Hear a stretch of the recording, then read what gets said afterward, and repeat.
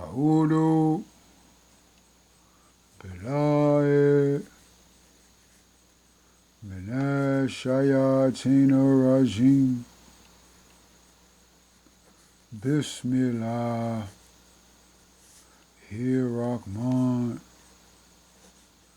الرحيم. We say Alhamdulillah, Alhamdulillah, Rabbil Alameen. Allah is Lord of the worlds. My name is Fatiha.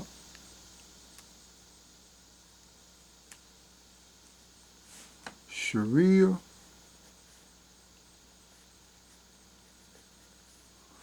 My contact information is research publishing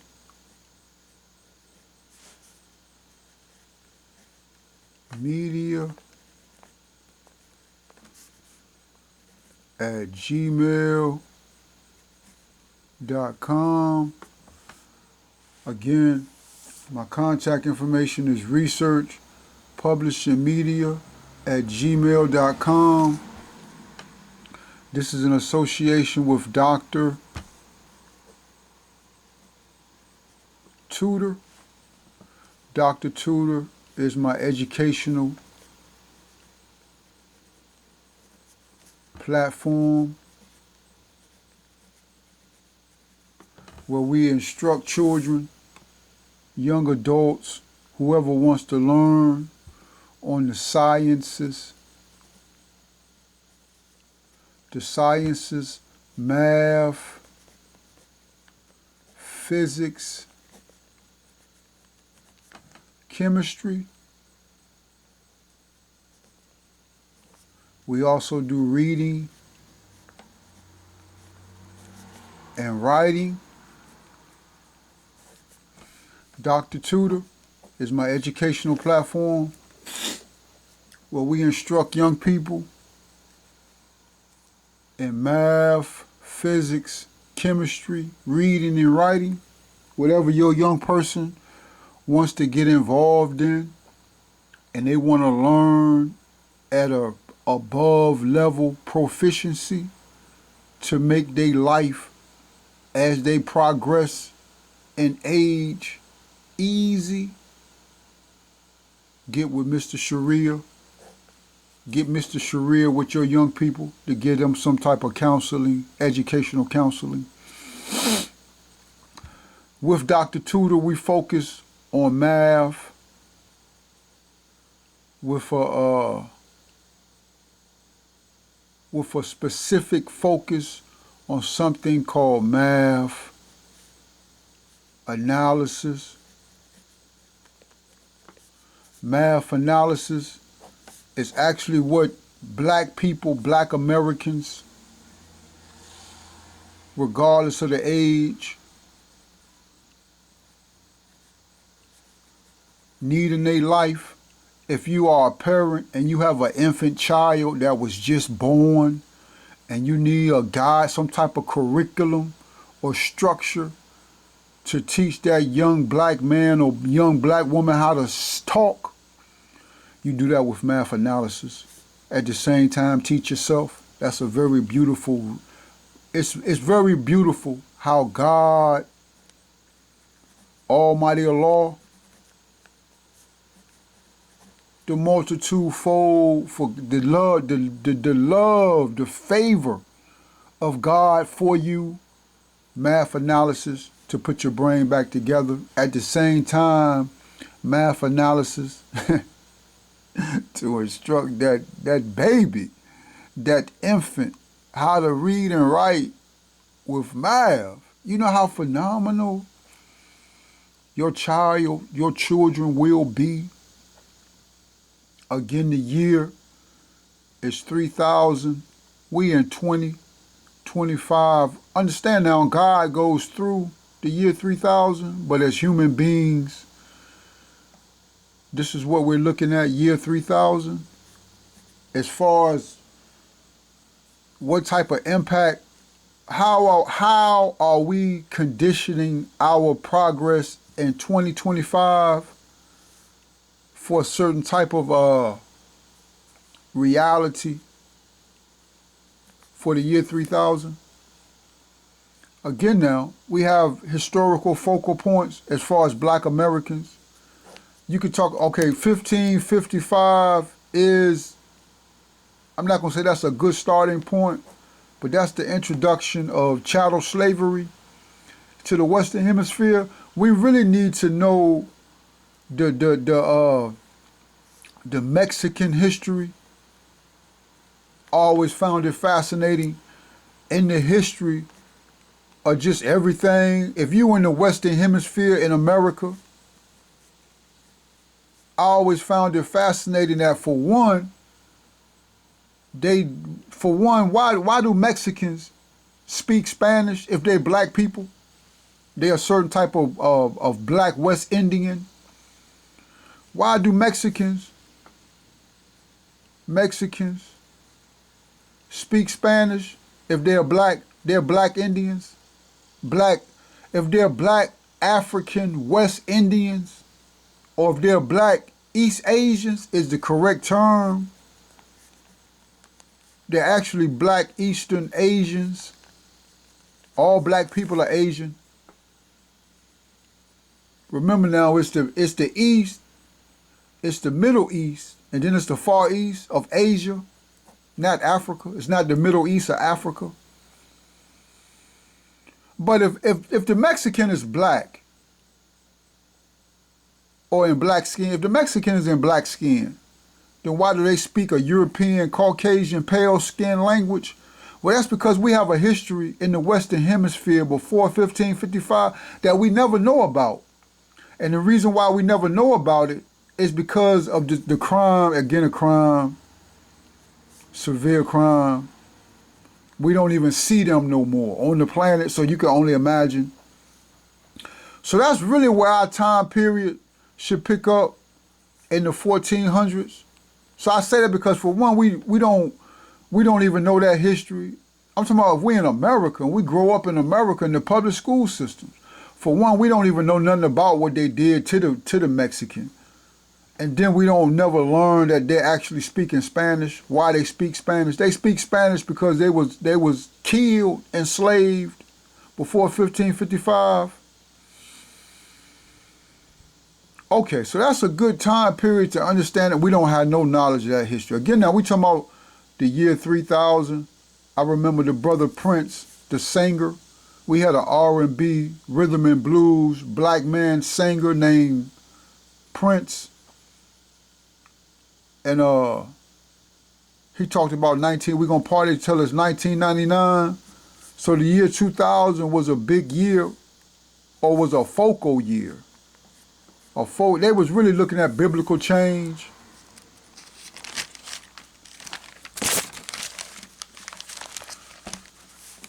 When the Caucasian was focusing on the year 2000, they were looking at a biblical change for the year 2000 to pass. Necessarily, I don't know. That might just be my ignorance, because actually they was looking at a financial change. Because I do remember they were focusing on the computers and what were the computers going to do in the timing system. So I don't know. That's they do on a certain level follow biblical changes, but they understand they already condemned to the hellfire and there is no repentance. So it's just a financial hoard until their party is over. But I will say that another good time period is probably the year 1000 to probably 1500. That's when you had the black man and black woman, the Muslim, in Europe. But we have 1955. We have 1930. 1930 was the introduction of Master Farad Muhammad. Master Farad Muhammad. 1955 was the introduction of the Minister Louis Farrakhan, Minister Louis Farrakhan, into the Nation of Islam. And when I give these years, we talking about universal change. I was informed that it's a universal change. Means that the stars in the heavens, everything is changing in the favor, I want to say, of the black man and black woman on the planet. But on a whole separate level, it's really a universal change for the righteous, what the righteous believe on the planet. So it's a universal change.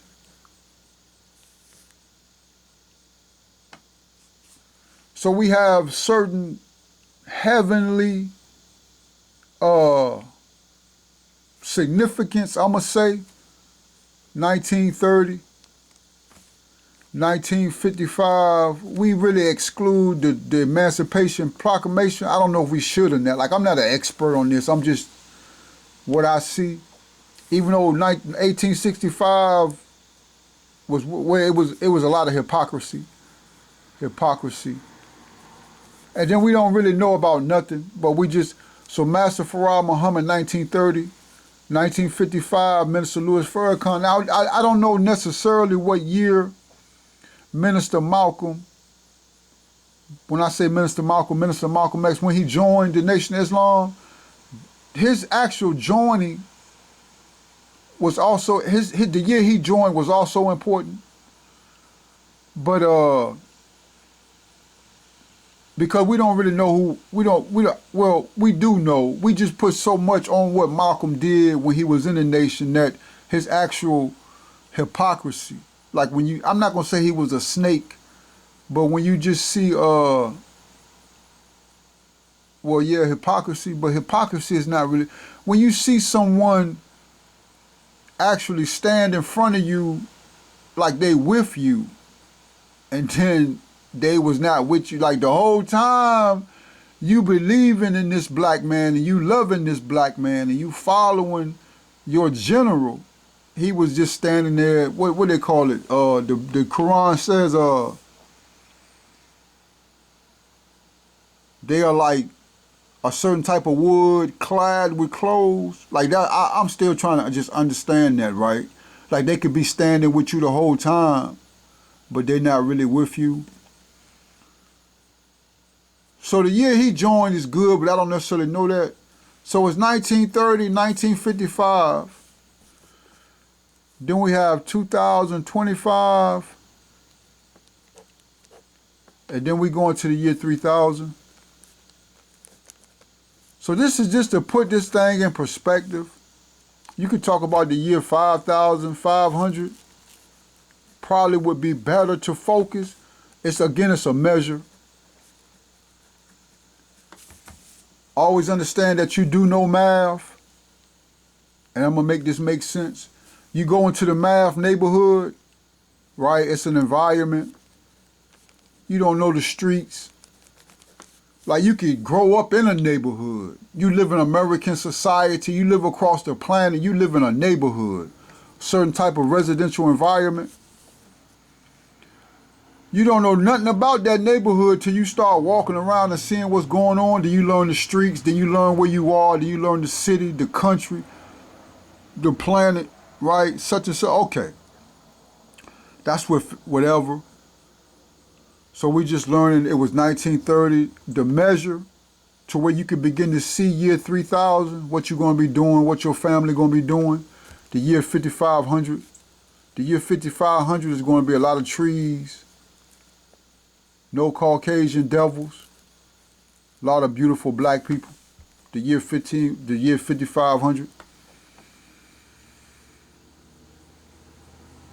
Okay. So what I want to do, brothers and sisters, I want to call this Saturday mornings. It's not Sunday, it's Saturday. We talk about the Sabbath. Might be with two B's, Sabbath. We talk about the Sabbath. The Sabbath for us as black people in America, black Americans, is Saturday Even though we celebrate it on Sunday, we get that from chattel slavery.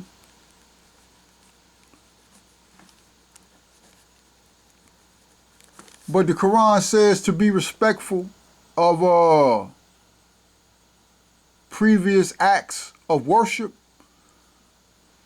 Right? So how the Bible is presented to us as black people in America, the Sabbath is on Saturday. So we respect, the Quran uses the English word ordinances. So we respect, God says respect the ordinances of the people if it's in righteousness. So we respect the Sabbath being on Saturday. So I wanted to say this is Saturday mornings with Sharia, but again, it being the actual Sabbath, it was a day of rest for me, so I didn't want a video or nothing. So it's Saturday mornings with Sharia, but this is Sunday morning, just to keep it moving. Necessarily, because we're going to still talk about math, and I think today we're still speaking about every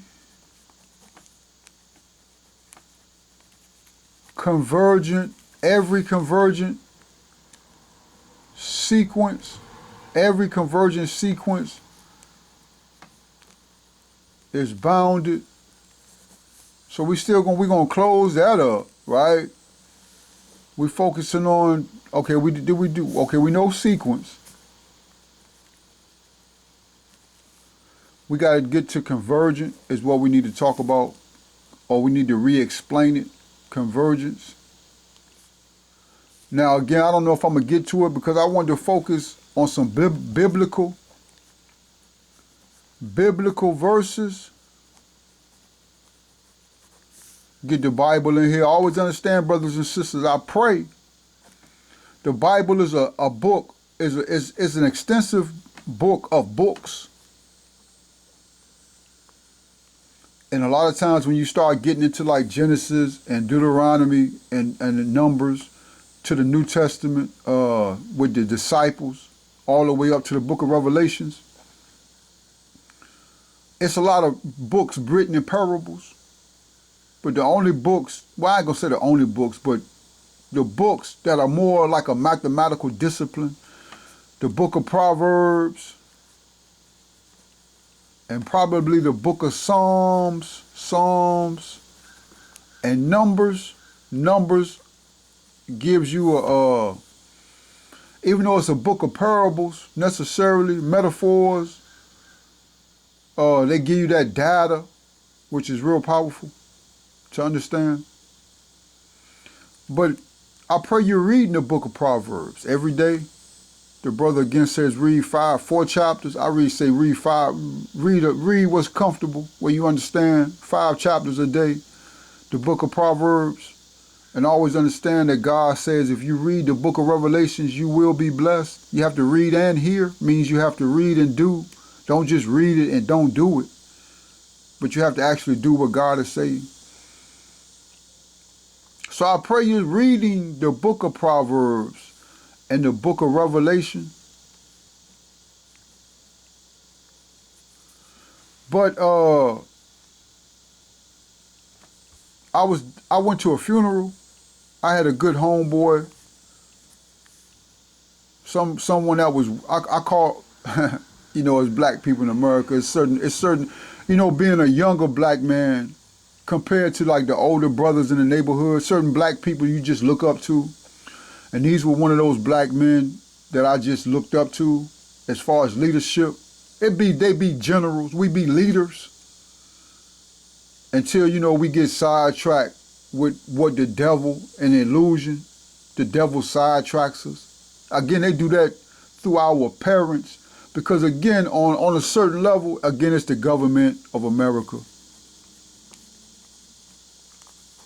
They don't give a damn. The black man or black woman, she'll attack you. He will fight you just for walking by his child. Right? You'll get into an altercation, right? Especially, but the police officer, he slams your child on the hood of his car, puts handcuffs on your child.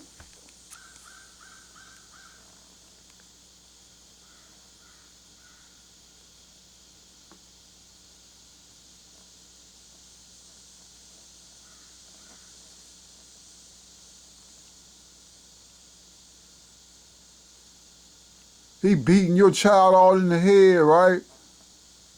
And it's just nothing, right? So this is always what we have to be mindful of. And again, I never got to a point, but I talked about my brother called the lead attorney. And this is my brother. He's a lawyer in Atlanta, Georgia.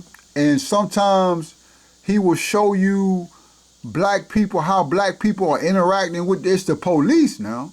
Now, I will never, at one time, we totally are far away from that now, but in my ignorance, in my belief with God, in my frustrations about the crimes and no justice, and the fact that the most honorable Elijah Muhammad say that politics is the government.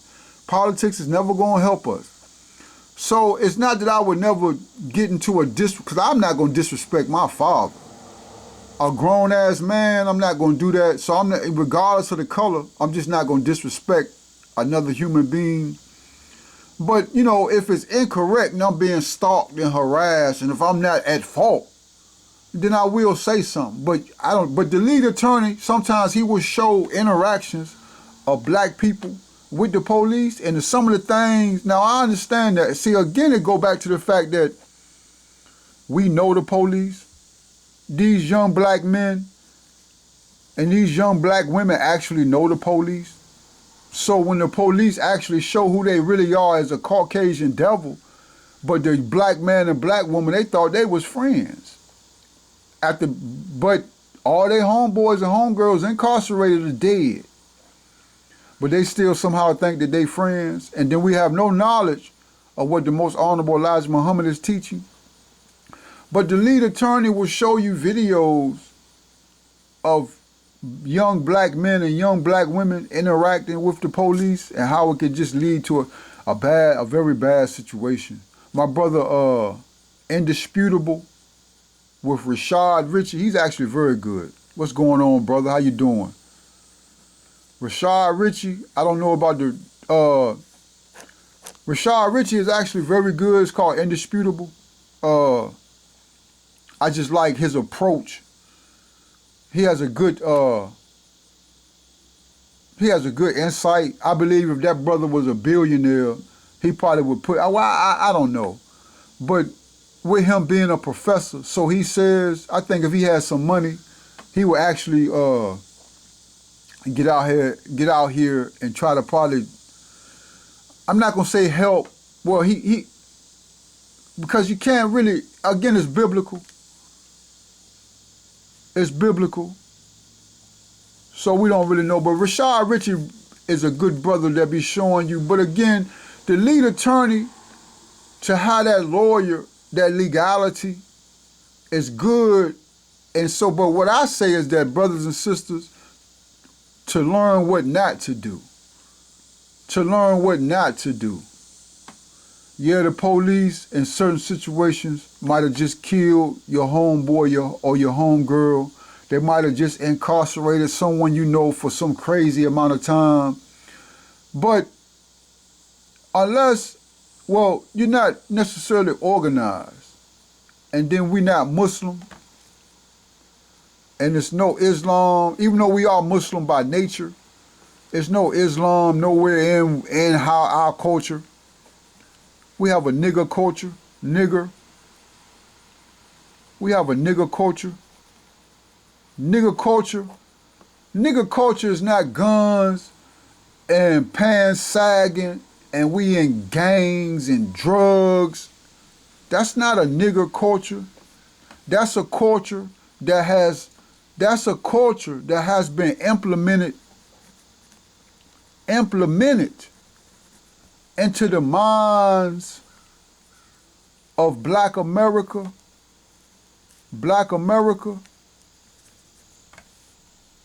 because it was easy. The mind of a black man or black woman is like the human body.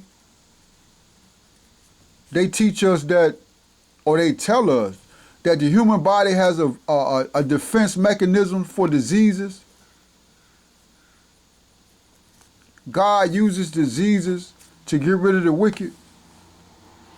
But the human body has a defense mechanism against diseases. But if the human body is sick, then what they call the immune system becomes weak, shuts down. So then very basic, simple diseases can afflict the body and actually cause death. So the human mind is the immune system, because by nature we are Muslims. That's righteousness. By nature we are righteous. That's our immune system. How do you trap a strong man? How do you trap a black man or a black woman? Well, you trap them in their sins. Trap them in a whole bunch of diseases. But with chattel slavery, we get nigger culture is chattel slavery culture. The eating of pig and collard greens and mustards and baby mamas. Baby mamas,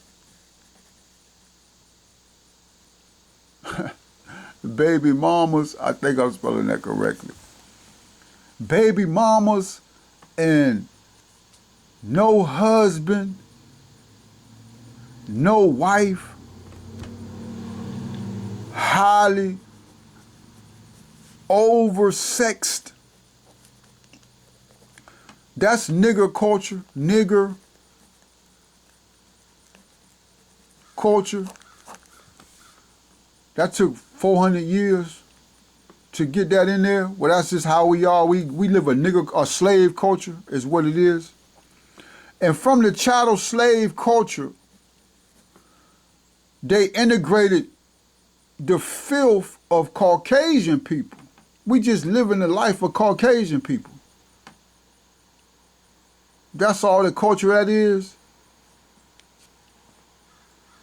Right? I just seen the one movie called X-Men. It was like a gangster, one of them mobster type movies with Al Pacino. They had a nice lineup though. Al Pacino, I think his brother name is Joe Pesci. Joe Pesci, a good actor also.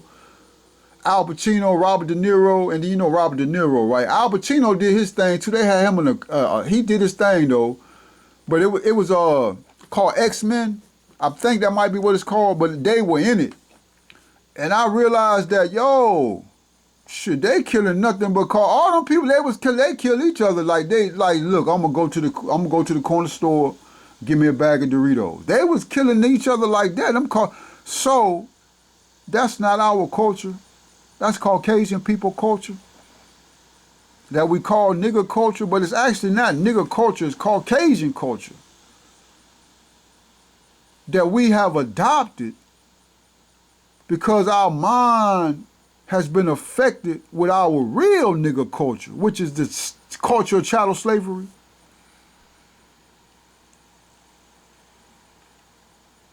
Okay.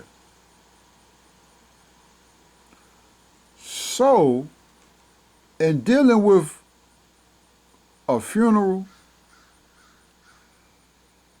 I started just looking. I had never really been to funerals, and I have missed a couple of funerals that were very important. It's just life, God, being ignorant and dumb.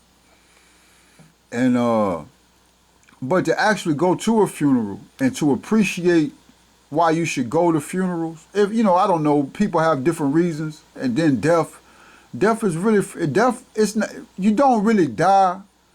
But that's I don't want to get into that. But as far as like just being black in America, when you lose somebody that you love, and so it's a funeral, right? So the only thing that came to mind with funerals is the story of Abraham. Remember, Abraham is our father. And I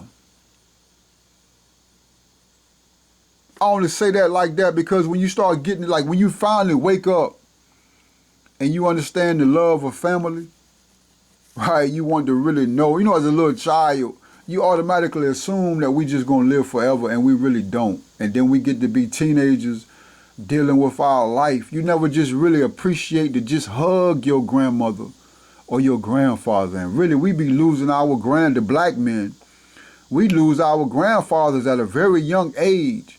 So it's one thing to be, you playing and you just feel so good around your grandmother and your grandfather. But it's something separate when you get to that age where you can be conscious and you can actually start talking to them. But they gone by then. So it's the love of your family. So when you get to that point, you want to see your ancestry. But as black men in America, black men, black women, chattel slavery, you can't go no further than probably your great-grandmother, your great-grandfather. That's when it ends. But the Bible tells us we can go back 4,000 years, and we know Abraham was our. So that's a whole separate study, to just know your genealogy, to know your ancestry. Because God said you can go back millions of years. You just have to know the path. So the only thing that came to mind, I remember in the story of Genesis, Abraham buried Sarah. So I was at the grave site because I also had another homeboy that passed, and he was real young, so I always used to go to his grave site, right? But in reading about how you actually supposed to well, not how you supposed to, but how Abraham, you want to follow how Abraham did it? How Abraham buried Sarah?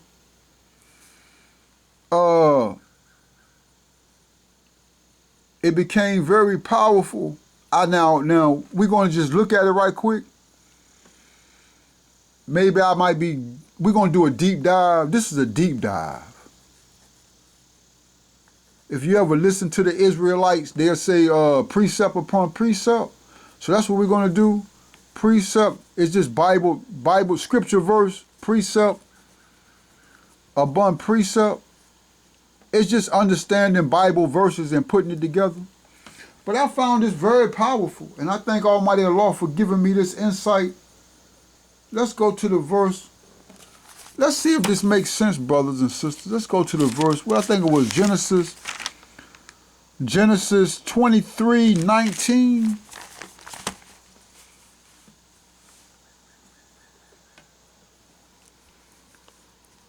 And already I got a headache, brothers and sisters. I don't want to be speaking for 5 and 6 hours no longer. We're just going to see if we can keep it moving. Now I'm not going to stop instructing, but I'm just going to try to keep it moving. But Genesis 23:19. Let's go to Genesis 23:19. If we go to BibleGateway.com, BibleGateway.com. Now we're going to put some scriptures together, and let's see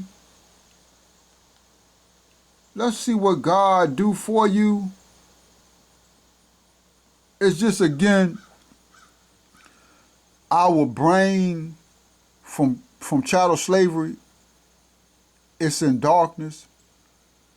So we just need to shine some light. That's what the Bible is very good. Why the Bible is written in parables, to get you to think.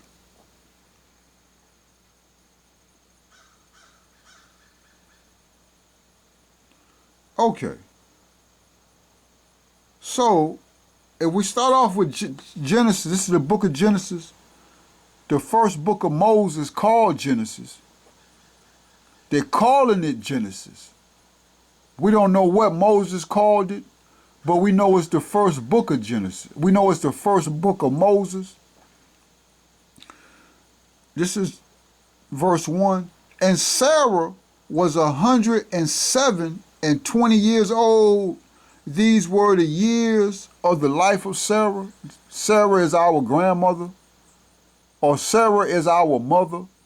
Abraham is our father. And Sarah died in Kirjath-Arba. The same is Hebron in the land of Canaan. So let's see what that is. I think the land of Canaan is what they call Palestine. Let's say the land of Hebron. Well, no, let's do the land of Canaan. And we say map.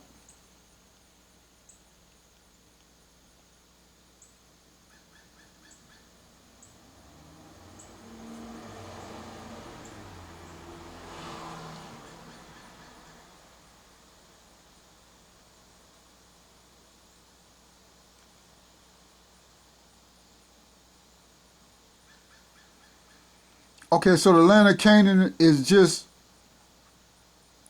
it's just Palestine. Can you see that? Let's go back. Look at this, because you know we're going to, so you see Canaan, you see Egyptian domain, so Canaan. So she was buried in that area right here, she was probably buried more to the, going towards the east, further east, like in the middle of that area. So if you have the pyramids right here, let me do it like this.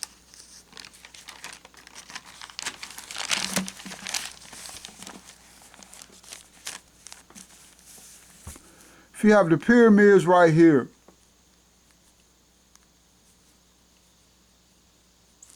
you have the Red Sea, you have the Kaaba right here. Okay, let me try that again.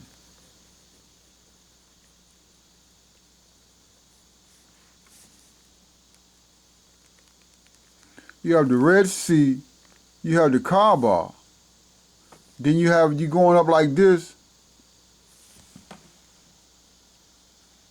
So then you have this area over here, and you going over here like this. So she was probably buried somewhere in here, inland. I don't think that, you know, it being by the water, this is water, the Mediterranean, what they call the Mediterranean Sea. So it would be more inland.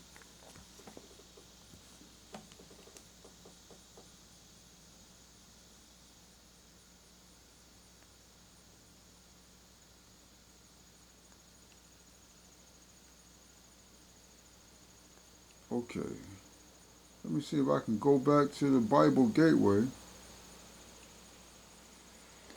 Okay, so somewhere inland from this area right here,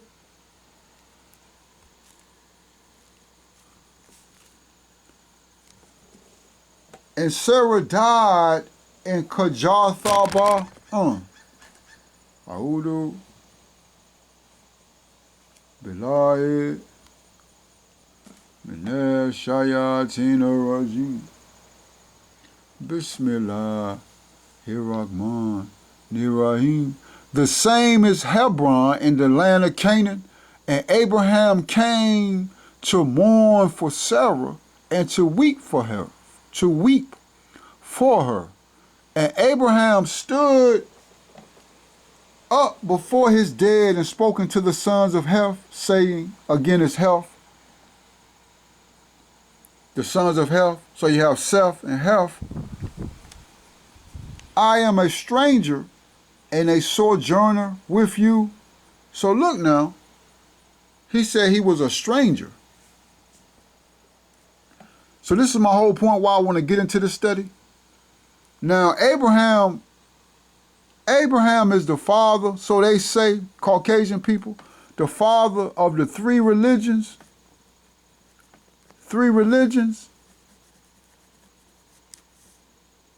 No. It's not, because I think they include Islam. Islam is, the religions come out of Islam. It's only two religions. It's only Christianity. We talking about Caucasian people. It's Christianity and Judaism. You see that lie right there? But that's the lie they tell. These two religions come from Islam. Islam is the religion of the planet. That's what they never tell me and you. Always understand that the devil ain't told you a lot of things because you come from chattel slavery. But they say that Abraham, because Abraham was a Muslim, and look now, he wasn't born Muslim.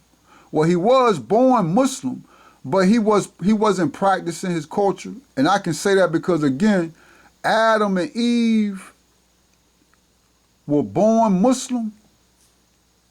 They practiced the Muslim culture.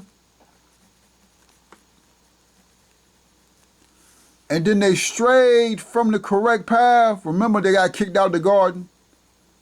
Kicked out of the garden.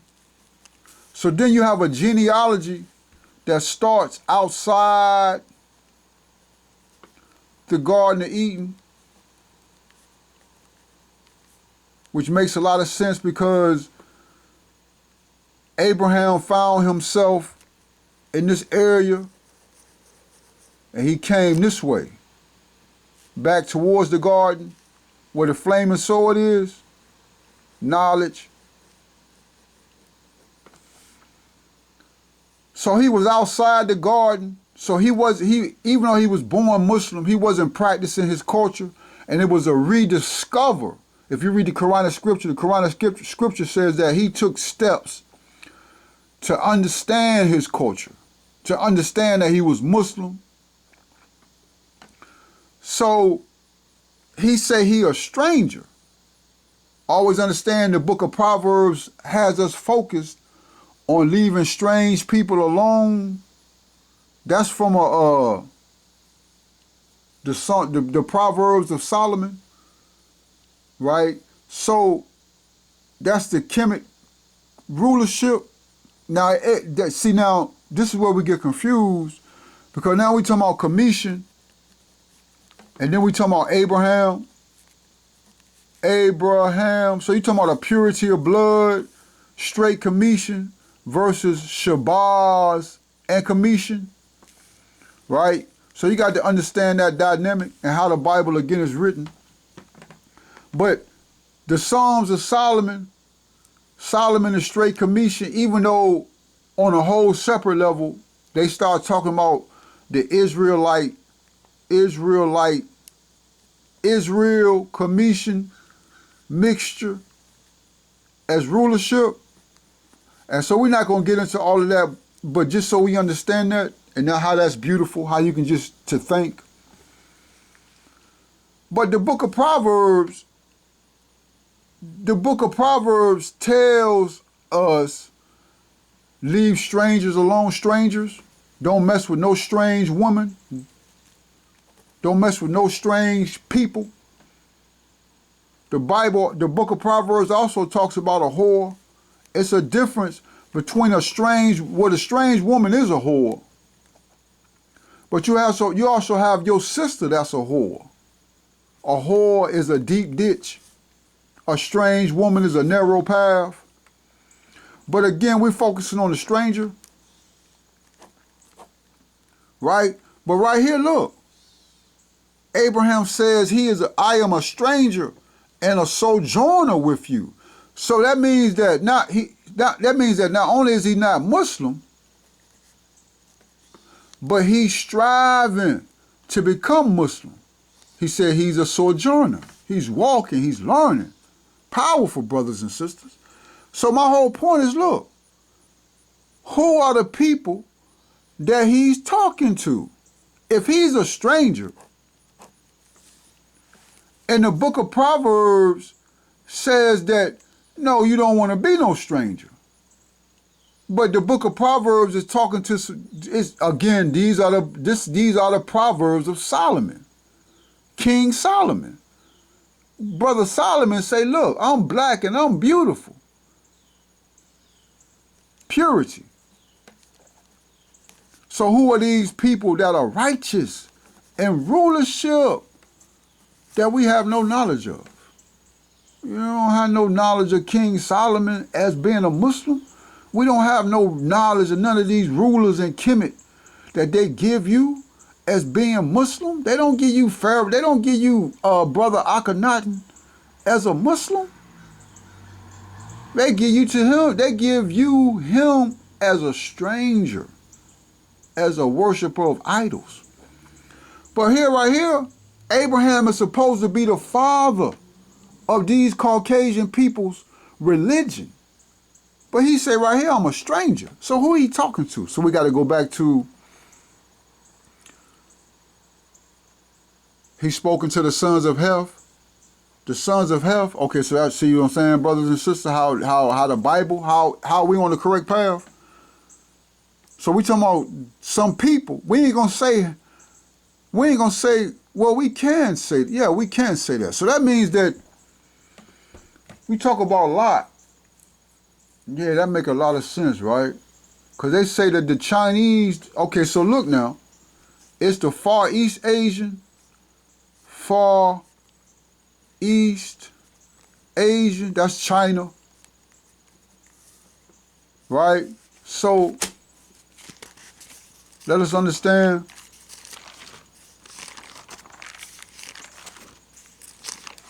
Let us understand.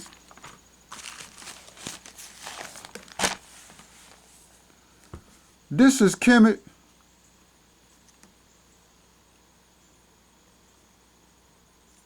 The Red Sea. This is the Kaaba. Then way over here, you got something called China. This is the Far East. Far from home, Far East. Okay, you going up. This is Palestine and all that area. You still gonna get to China. At some point, China go way up. So this is the land of Canaan. How you spell Canaan? Canaan. So all of these are the same people. So look now, if it's Abraham and Lot, so they might be in Iraq, no, Iran, Persia. This is probably where they are. Persian, where Abraham set up shop, his ancestry, and then they coming back east into the land of Canaan. Because in his sojourn, he ended up in the land of Canaan. I am a stranger and a sojourner, so he's sojourning back to the east, to the Garden of Eden. He going back home. Because Lot, they say Lot is the father of what they call the Moab. And Moab is the Chinese, the Japanese. This is biblical language, Bible language. Bible language. So he coming back into the land of Canaan. So again, we understand. And always understand this now. We also had a verse that shows our origin, and we're going to get to that inshallah, but again, that origin is a mixture of Abraham and the Indian, the Samaritan, but we're going to look at it, but it's making sense. But I'm going to get to my point. So look, Abraham say, he is a stranger and a sojourner, right, with you. Give me a possession of a burial place with you. So it's they land. So again, you talking about these black people, Commission, same people.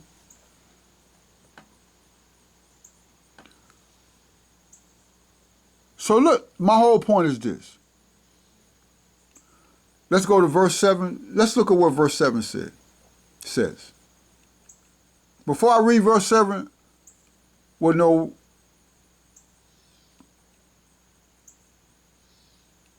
Okay, the children of Heth answered Abraham, saying unto him. Okay, so let's look at that right quick. Let's deep dive with that. So Heth is Seth. Seth is the brother of Esau. Esau is supposed to be righteousness. Seth is supposed to be wickedness. So look at what the children... Now, the Bible is not a straight path, but you got to use your intelligence to understand how to put it together. So Heth is Seth. Seth is wickedness. They say, hear us, my Lord. You talking about wicked people? Thou art a mighty prince among us. So what that means is that if Heth is Seth, and Seth represents wickedness and how you supposed to know your history, if they say that thou art a mighty prince among us, that means that Abraham as a sojourner is becoming more righteous. He's just coming from his wickedness. I ain't gonna say wickedness or ignorance. You know, he was eating pig, fornication. Even though he was married, he probably was still fornicating to a certain point. So he's just learning the commandments of Allah. So he probably been Muslim before about 4 or 5 years. right, compared to a Muslim of 100 years. But he go amongst wickedness, and he's now righteous. They say a mighty prince, and they say mighty prince. So he's actually, he's a Muslim, striving. So that's a deep dive. I don't know how they use sepultures here. Sepultures is like a rulership type situation, but they talking about burial. So that's a serious, okay, but this is my whole point. If you go to verse 7, and Abraham stood up and bowed himself to the people of the land, even to the children of Heth. Now that's real powerful, right? Because I missed that part. Let's go to the even to the children of Heth. Again, when you out in American society, and the devil stops you, right? The devil talking about they the law, right? But we know they're not the law. We know that they the criminal, right? But they have the devil power in America, especially if you're not Muslim and you a devil. But you feel like you, as a devil, God's supposed to give you some type of justice over devils. So, because you're not in the totality of your righteousness, no one is. We have a certain type of submission, humbleness, certain type of humbleness, to be humble. So that's where it says, even to the children of Seth, even to the devil. Like the most honorable Elijah Muhammad says that, you know, even in working for a devil, Caucasian people, give him 100% if you working for him. Right? Like the situation they were saying, or like, you know, like, why be a hypocrite? If you're going to work for the devil, then give the devil 100%. Other than that, you can work for yourself, because he been showed you the door. He been said you were free. So, even to the truth. Okay, but look, Abraham stood up and bowed himself. Now, I didn't stress even to the children enough, because we have to really understand just to be humble. To be humble. Okay, so, but again, verse 7, Abraham stood up and bowed himself to the people of the land. Abraham bowed himself to the people of Canaan.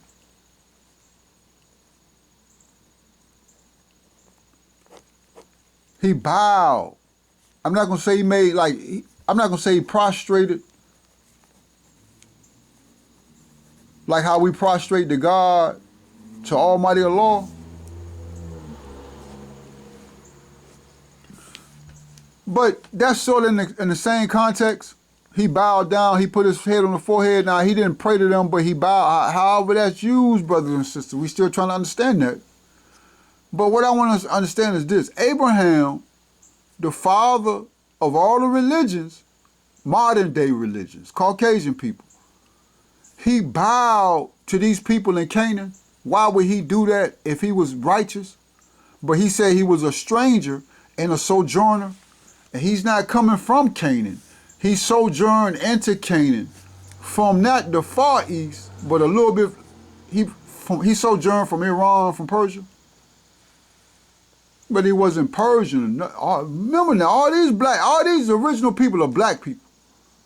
But he has a peculiar genealogy.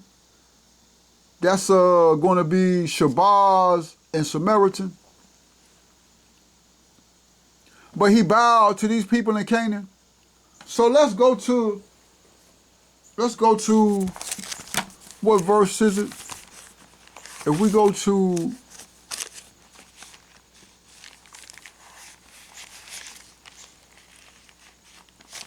uh 234, 712, 13. Let's go to 712, 13. If we go to chapter 7,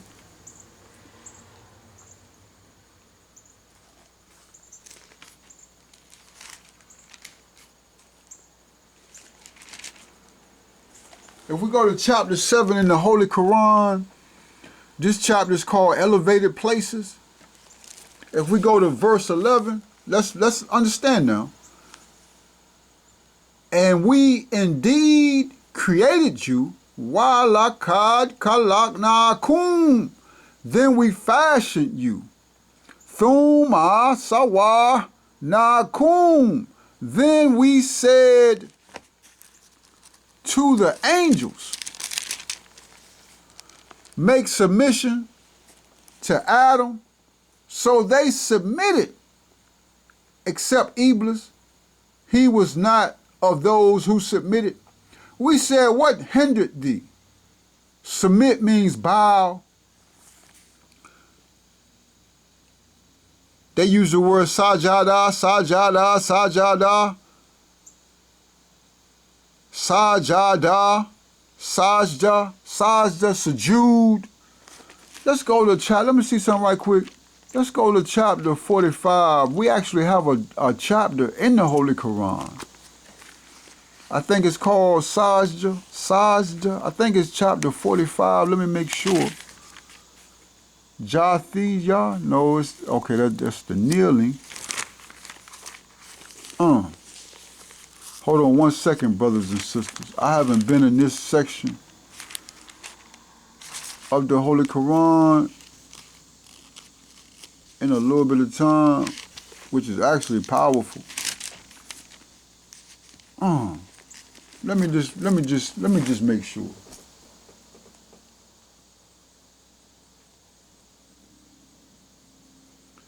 If we go to the internet,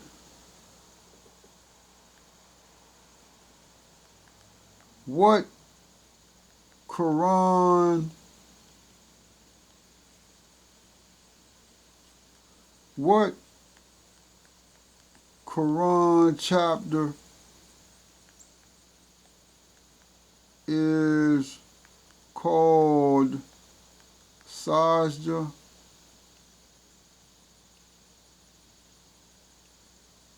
Okay, the 32nd chapter. The 32nd chapter.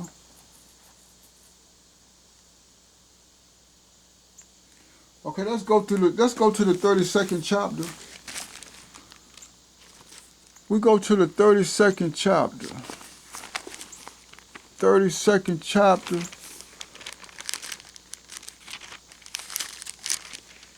Sajda, the adoration. Okay, but if you look at the Arabic, can you see that? You can't. If you see it right here, that's a S, a ja, and a da. Sajda, sujood. Sujood means prostration. So let's look again. A S, a J, and a D is S, J, D.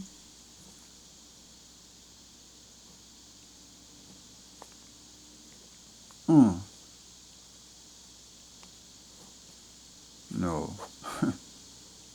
Hold on one second, brothers and sisters. Sajda. Okay, I'm trying to spell it like this. Okay. Sajda. It's a couple of ways you can spell it. It just depends on how you have the J. That's gonna be masturbation, whether it's at the end or in the middle. Okay, but it's sajda.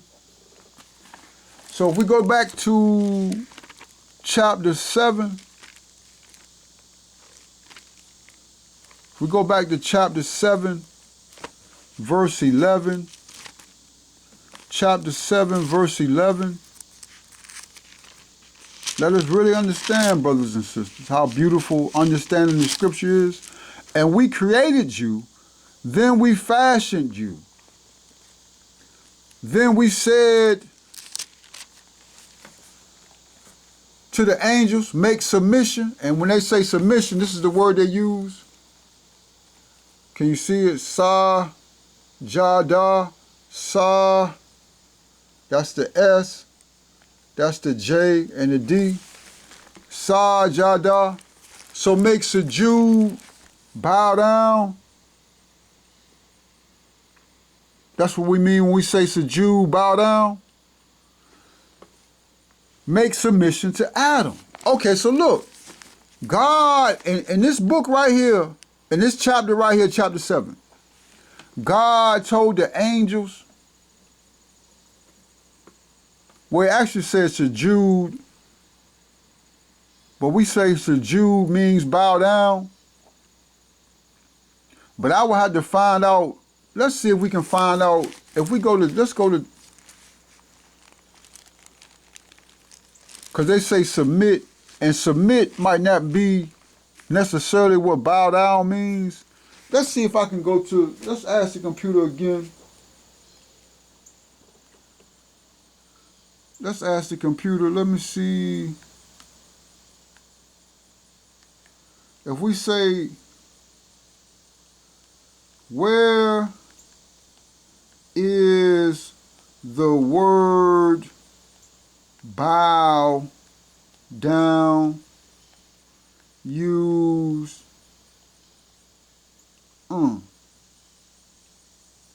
Where's the word bow down used in the Quran? In the Quran, used in the Quran. Where are the words bow down used in the Quran?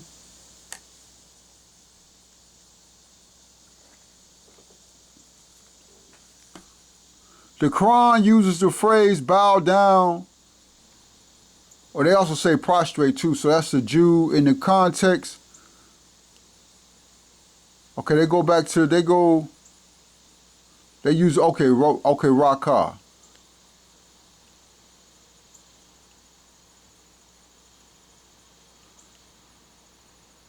Okay, yeah, rakah. That's even more heavier because the actual rakah is the actual prayer. So I'm going to say it's all the same. That's what that is. Well, let's just make sure. Okay, where do you find the actual word rakah? I'm gonna say rakah in the Quran. Let me see what they say.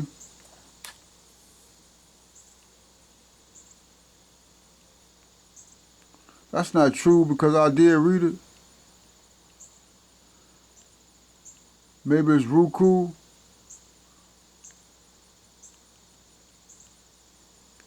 Ruku in the Quran.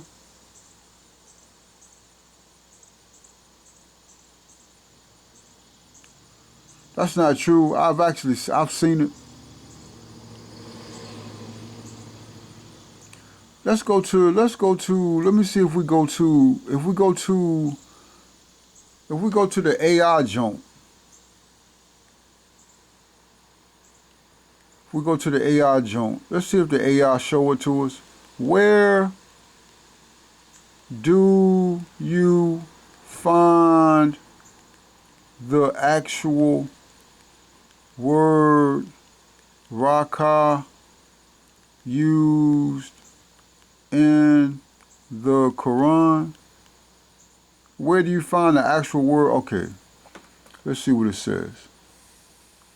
A'udhu billahi minash shayatin rajim.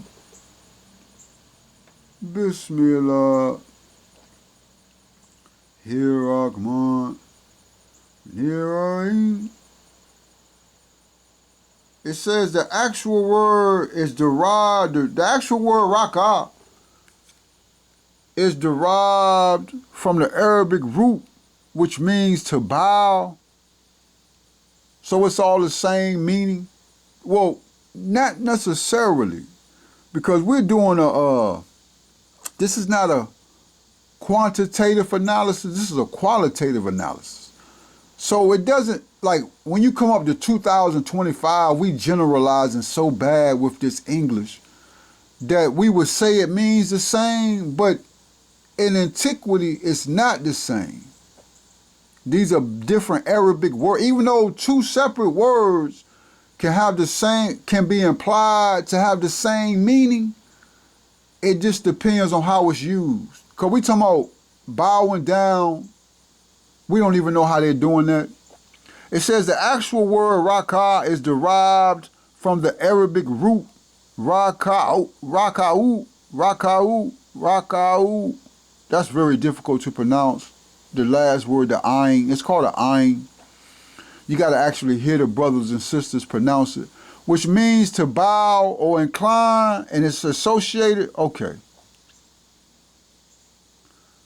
So they say Surah.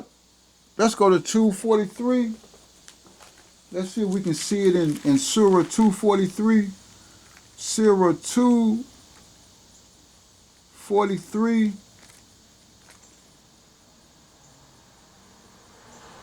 Okay, yeah. So they say Rukah. So here it's totally different. You see this? This is chapter 2, verse 43. It says, and keep up prayer. Salata. This is important, brother. These are our instructions. This is not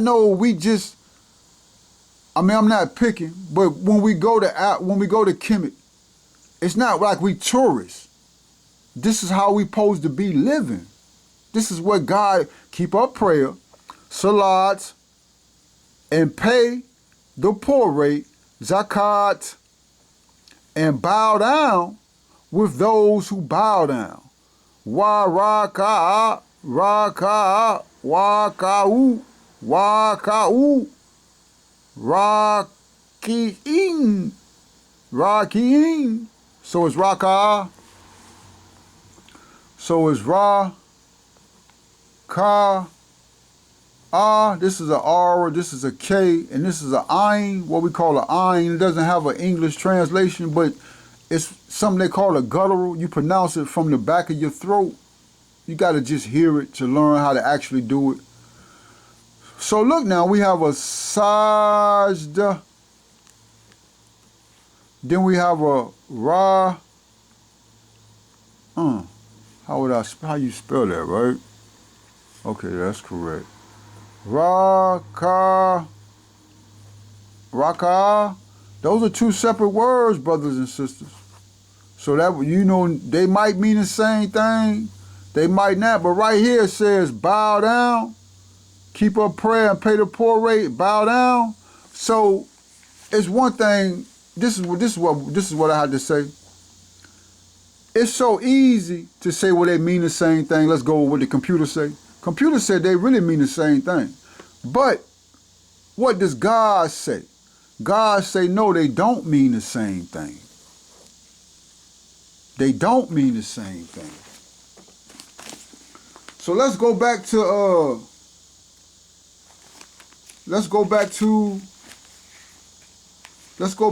chapter 7 in the Quran, verse 11. It says, and make submission to Adam. Make submission to Adam. Malaikati suju sajada. Sajada. But that's submission. To Iblis, no. Ask the angels to make submission to Adam. Adama.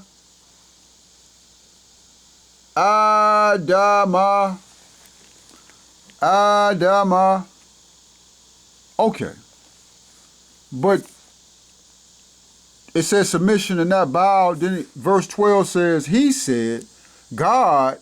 So then what I used to do, brother, this is a side note. When it says that he, and we trying to figure out is God flesh or not, I would say, well, what were they saying he is? But they don't, when you use the word, well, you can use the word he as a human, like as a word, but you can also use it in how you write the kala. Kala means said or say, but you can write it a certain way with the critical marks, the fata, or the kasra or the dhamma, to make it assume a certain type of feminine, masculine. So that's a whole set. He said, what hindered thee that thou did not submit? So let's go back to what word sajada they use, sajada. Okay. So that verse right there is using sajada. Let's go. Okay, so they give us another. Let's look at a separate situation. 234. If we go to verse 2, chapter 2. If we go to chapter 2, verse 34, let's see what it says. Chapter 2, verse 34. Chapter 2. And when we said to the angel submission, okay, so they saying make submission. Okay, so yeah, that makes a lot of sense. Did I hit that again? Okay, yes I did. Hold on one second, brother. Excuse me, brothers and sisters. So that submission, God told the angels to make submission to Adam, angels, to make submission to Adam, make submission to submit to what Adam was saying, to submit to Adam's leadership. Submit to Adam's leadership. Iblis, the devil, more particularly Iblis. Iblis said he wasn't going to do that. It's a he. Iblis said he was not. Iblis said he was not going to submit, make submission to Adam. Okay, so look now. Let's go back to the Bible verse.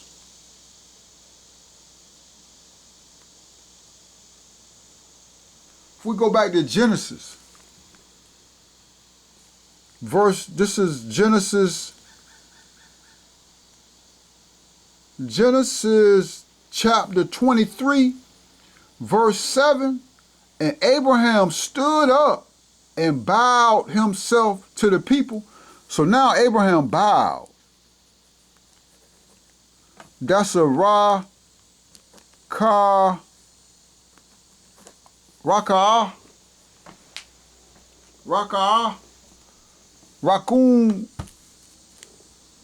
How did the scripture show it to us? Hold on one second, brothers and sisters.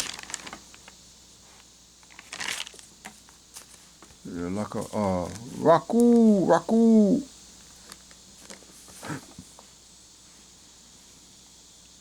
That means bow. So he submitted himself. Can you say that? One is more short term, one is more long term. So sujood is a process. It's a process of submission over a long period of time, where Abraham just submitted just one time. That could mean that, right? So if we say it like that, my whole point is, if the angels bowed to Adam, and we know who Adam is from the book of Genesis, and Abraham bowed to the children of Heth, but it's not really, we know Heth to be Seth. So that's a play, how the brother Malcolm say, it's just a book of tricknology. So if we cancel that, and we just go back to the people, these are the people of Canaan. It said the land of Canaan, the people of Hebron in the land of Canaan. So that's just the people of Canaan. This is a dynamic within this understanding, how the Caucasian is trying to teach themselves about how to put their brain back together from having lost all knowledge of themselves, being 2,000 years in the cave. So who are the people of Canaan, right? So that's Adam, right? Then you know the people of Canaan is a colony from Kemet, right? Right. So that's what I wanted. That's what I wanted to do. I wanted just to show that. And okay, that's some heavy insight, right? So Abraham was an angel in that scenario, and the people of Canaan were Adam with a strong belief God created the people of Canaan. So Abraham bowed down to these people, right? But he could have been an asshole and pulled out the AK-47 or pulled out them chariots with them swords and slew them people. But he wasn't Iblis. He was an angel, sort of, kind of.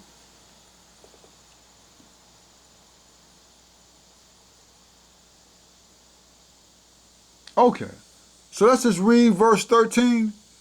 And he spoke unto Ephron in the audience of the people of the land, again it's land. We talking about the land of Canaan.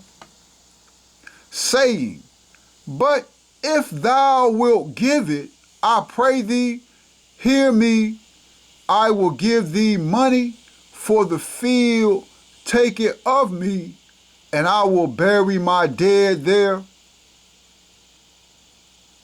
And Ephron answered Abraham, saying unto him, my Lord, hearken unto me, the land is worth 4. Okay.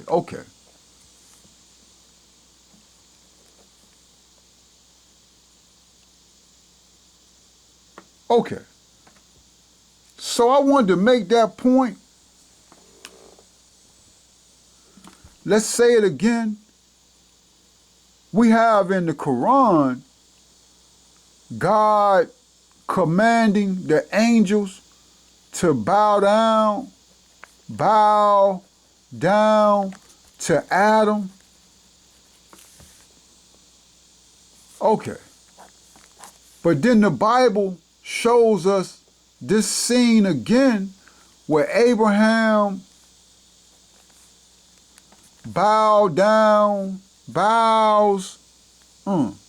Abraham bows down to the people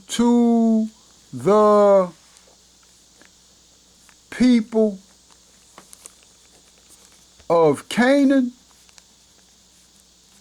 So if the angels bow down to Adam and Abraham, again, it's just a repeating of history. The rituals, we do the same thing over and over and over again, as far as how the Bible, the scripture gives it to us. So if the angels bow down to Adam and Abraham bowed down to the people of Canaan, then the people of Canaan equal Adam, right, to give us an understanding of who Adam is, right? And again, Canaan is Kemet. So I just thought that to be real powerful to start understanding who these people are. And let's go back to this just to get a better understanding of who Abraham is. If we go to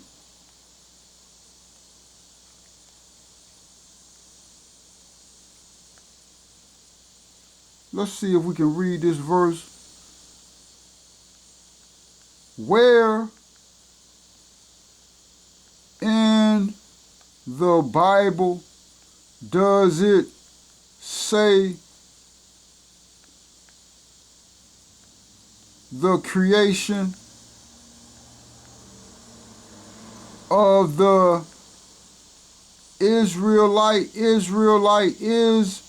Israelites? I did not mean to. Hold on one second. The creation of the Israelites from the Hittite and the Amorite. I think that's correct. Amorite. I only say it like that, brothers and sisters, because that thing is just like, I just know that.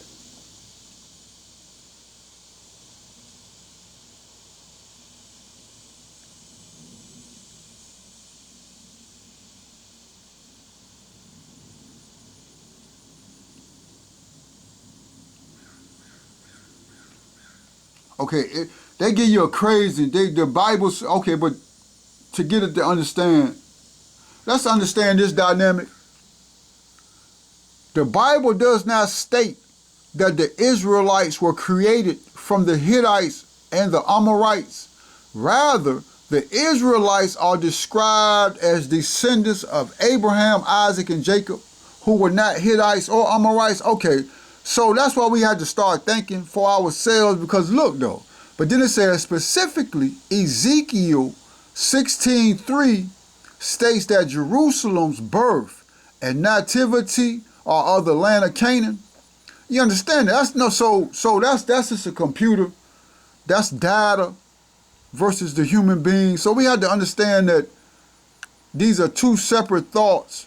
But the answer actually, even though it says that's not the answer, it's actually Ezekiel 16:3. I didn't really explain that thoroughly, but just so we understand. So it's 16, it's okay, but I did get it correct, the Amorite and the Hittite.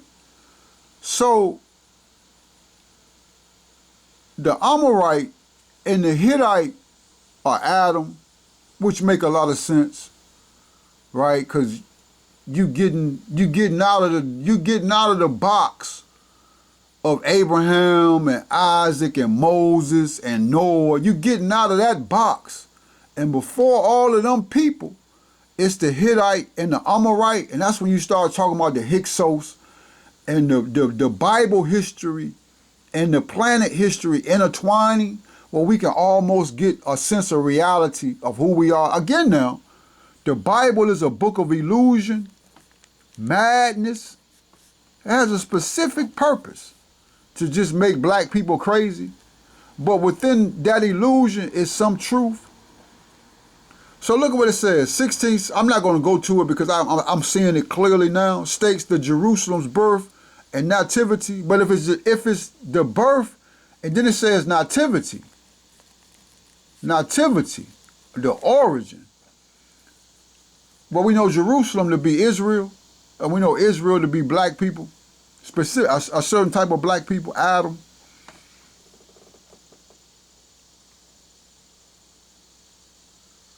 Okay, so I first wanted to say that, right? I don't think we're gonna get to no math again, because I'm not gonna be speaking. I might look at one thing from my brother. My brother's actually real good, and we're gonna get to him. But I wanted to first look at that just to show that to the people. To start looking at how you think, get your mind going correctly. Now, whether you believe that or whether you don't, it's true. But whether you believe the truth or not, that's on you, but it'll get you to open up your mind, right? Again, when you read in the Bible that he had feet like burning brass, you're like, damn, that's a black man. You see what I'm saying? So it start opening up them doors, right? Okay, well, that's the first thing I wanted to look at. Second thing I wanted to look at is the wives. I wanted to look at the genealogy of these women, some women that were married to the prophets, but they strayed from the path and God destroyed them. They got themselves destroyed. I wanted to see like the wife of Lot and actually the wife of Haman. She became Muslim. But I wanted to look at these women, their genealogy.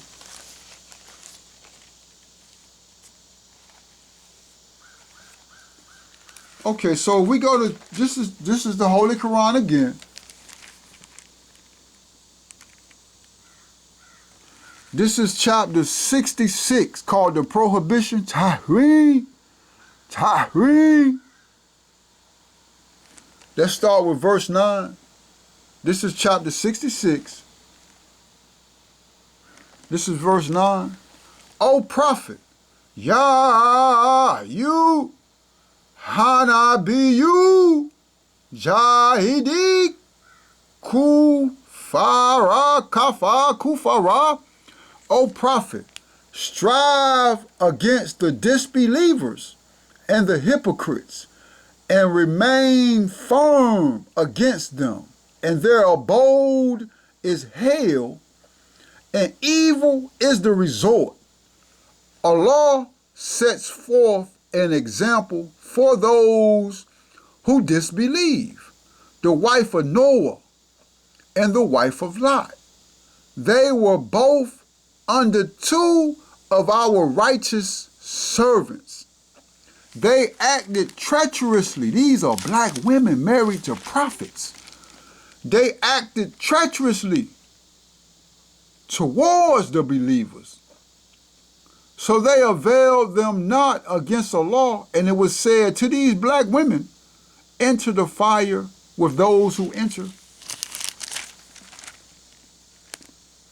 We talking about, O prophets, strive against and hypocrites. You in bed with this woman you married to. Allah sets forth an example for those who disbelieve. The wife of Noah and the wife of Lot. Okay. So we have two women. Clear example. Wife of Noah, the wife of Lot. I don't think the Bible gives you the story of the story of Noah's wife being a hypocrite. Only though they said 8 people got on the ark with Noah. I thought his wife was one of them 8 people, but I guess not. Unless her getting on the ark and then she strayed from the path after they got off the ark. So I don't know. We're going to look at that. But we're going to see who these women are because, I'm at a time period in my life now where I need to get married. But that's the financial situation. So, again, we just try to get to that point, right? But as a young black man specifically, again, the book of Proverbs, I cannot stress it enough. Book of Proverbs, if you have a young black man, young black woman, they children, 5 and 6, they first book, how they should learn how to read, really the book of Proverbs, really. And then you incorporate math analysis into that. Book of Proverbs says a strange woman is a deep ditch. That's why black men are building mansions, but you can't never see them because their mansion is in a ditch, a deep ditch, where you looking over the land and there's nothing there till you walk up into the ditch. But that's what the Bible says. The Bible says that the black woman, a strange black woman is a deep ditch, and a whore is a narrow path. The Bible also says that your wife is from the Lord. I seen this movie called Little, and that was my sister Issa Rae. You know what I'm saying? I think she married though. Big shout out to but they had the little girl, right? And so they had the one scene, they still be castrating the black man, regardless of who it is now. This is still Hollywood. But they had the Caucasian male teacher, right? They had fine-ass Issa Rae. It's a movie, so she got to do what she got to do. But they talking about this Caucasian attractive, right? He's some type of model superstar. But they had the little girl. They both were supposed to be attracted to the Caucasian teacher, right? Just he supposed to be fine or something. So she was flirting with him. Like she was a grown woman in a little child's body. So she had the grown woman mentality as far as the perversity. So she was flirting with him. The reason why I just go to this, because she said it where I understood it clearly, where I knew what it meant. Like, like when you read the verse, because, you see the Caucasian King Arthur, the Knights of the Round, you see all that wickedness. It don't really sit with you. But she said it like how she said it, so, I don't know. But she said, your wife is from Allah, from the Lord. So that's very important to understand. Very important. But what we want to do is we want to go to, let's go to first the wife of Noah. Let's look at her genealogy, where she come from, to see what type of woman she was just to see if we can learn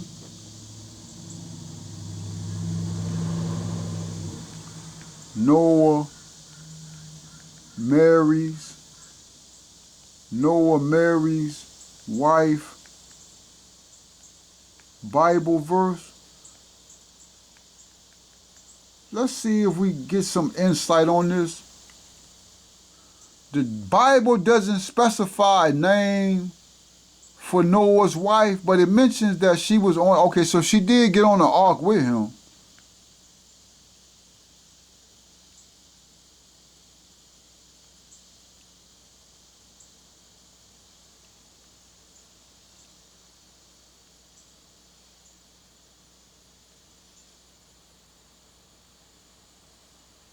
Okay, so they say let's go to AI, right?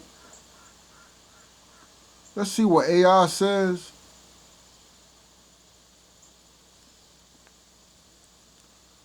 Even though the Quran says Noah's wife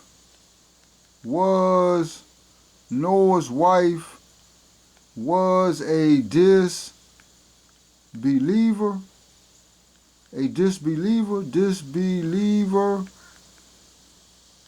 Even though the Quran says Noah's wife was a disbeliever, what is the Bible verse?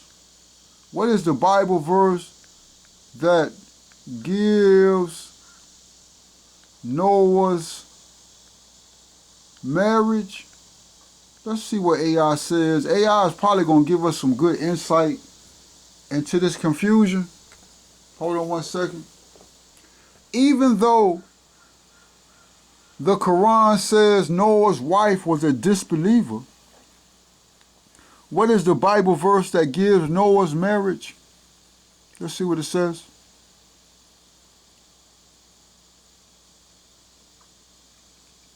Okay, it doesn't give a name or background. Even though she's mentioned in Noah's family, Genesis 6:18. But I will establish my covenant with you, and you shall come into the ark, you and your sons, your wife, and your sons' wives with you. These verses indicate that Noah had a wife, but there is no direct dimension of her faith. Okay.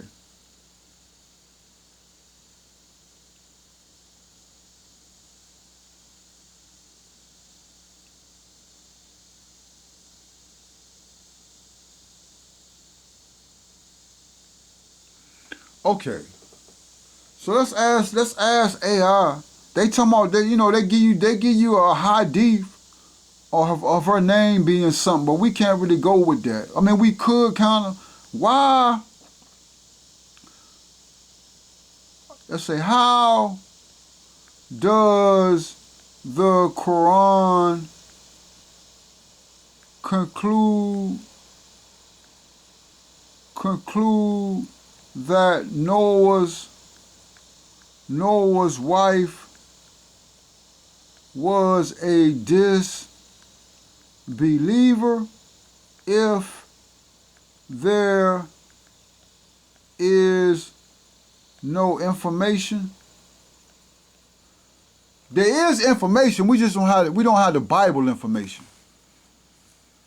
And that again goes back to how we are in a box with this devil scripture, and that it's a lot of scripture out there that'll give us that resurrection, brothers and sisters. We actually die, and it's the hellfire paradise.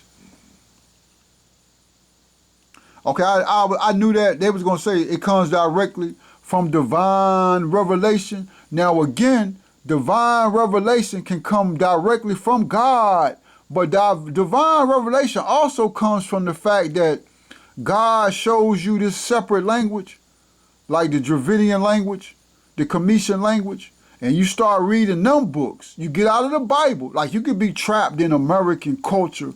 It's just the Bible. But then God give you divine revelation. No, it's message to the black man in America. Then you start seeing black people in the Nation of Islam producing information. You start reading the Quran in Arabic. The Arabic language will take you into certain separate languages. That's divine revelation also. Like if you was to get a Samaritan, a Hindu text, whatever that text is, I don't know the name of it, but they have volumes of scripture. You start reading the text, that's divine revelation. So it says, the Quran explicitly states that Noah's wife was a disbeliever, and this conclusion comes directly from divine revelation, not from, so he says, the computer says comes directly from divine revelation. I like that.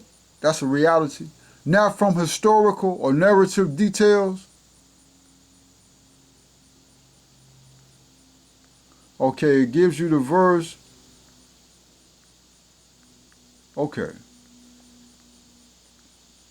So the only explanation they give is divine revelation. So we know divine revelation. We know divine revelation, revelation. We know divine revelation to actually be the word of God or some type of scripture that we have no knowledge of. So again, we have to think, not lean unto your own understanding, but you just have to not be dumb. As a believer, we know that Prophet Muhammad only got divine, direct communication with God because he read the scripture.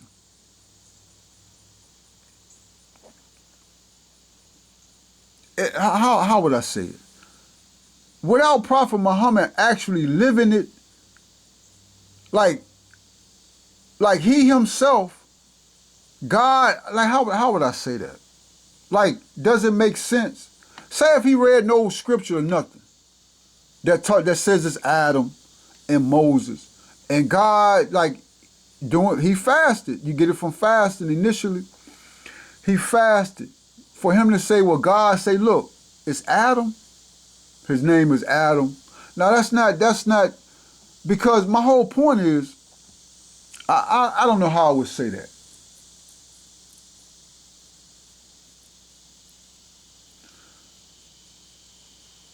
What I would say is that the books are already written before Prophet Muhammad. So God, it's the voice of God to Prophet Muhammad about what's going on at that time. And then God got books for when he wake Prophet Muhammad up. There are books there. Because God tells him read. Is my point. That's supposedly supposed to be the first revelation. Let's go to that revelation. That's Revelation 62. So, and then it also goes on further to say, taught him with the pen. No, that's the congregation prayers. It's Revelation 96. Excuse me again, brothers and sisters. It's Revelation 96. If we go to Revelation 96,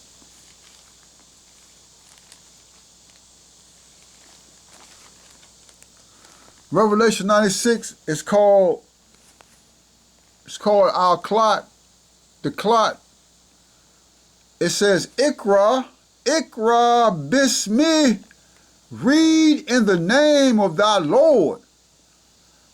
Ikra Bismi Rabbi Kaladi Kalak, read in the name of thy Lord who creates man from a clot. Kalaka insana min alaka, who creates man from a clot.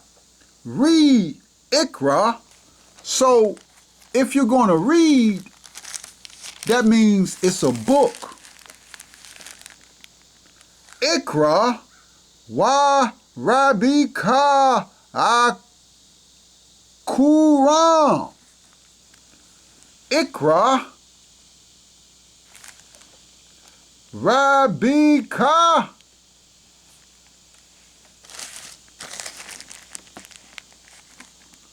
Ikra. Rabika. Lu Akuram. Read, and thy Lord is most generous, who taught by the pen. So now,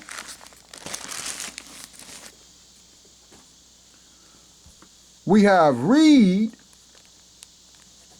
which is a book, and we have pen, which is a writing.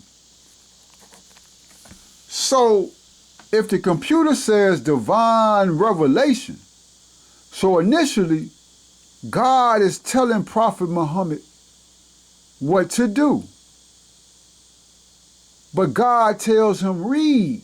So he wakes up Prophet Muhammad. And God already has books.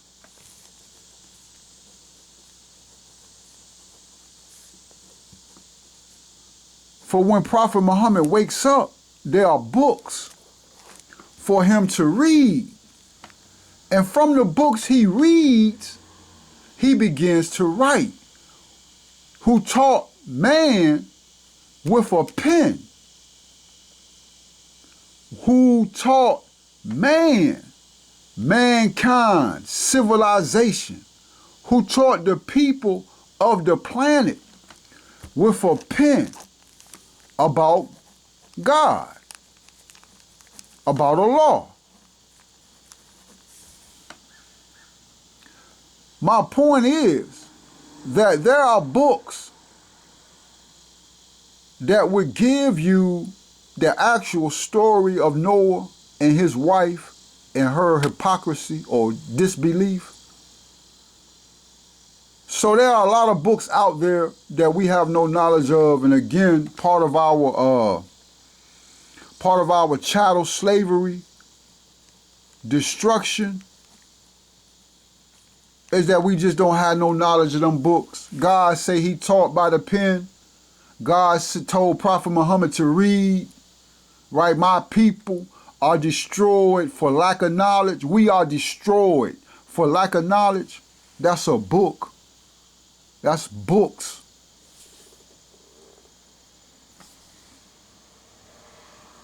Okay. So let's go to Let's go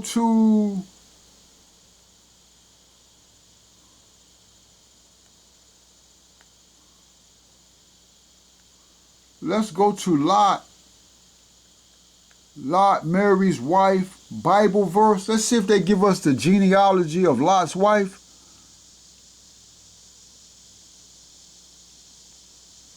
Okay, they don't give us the genealogy of Lot's wife either.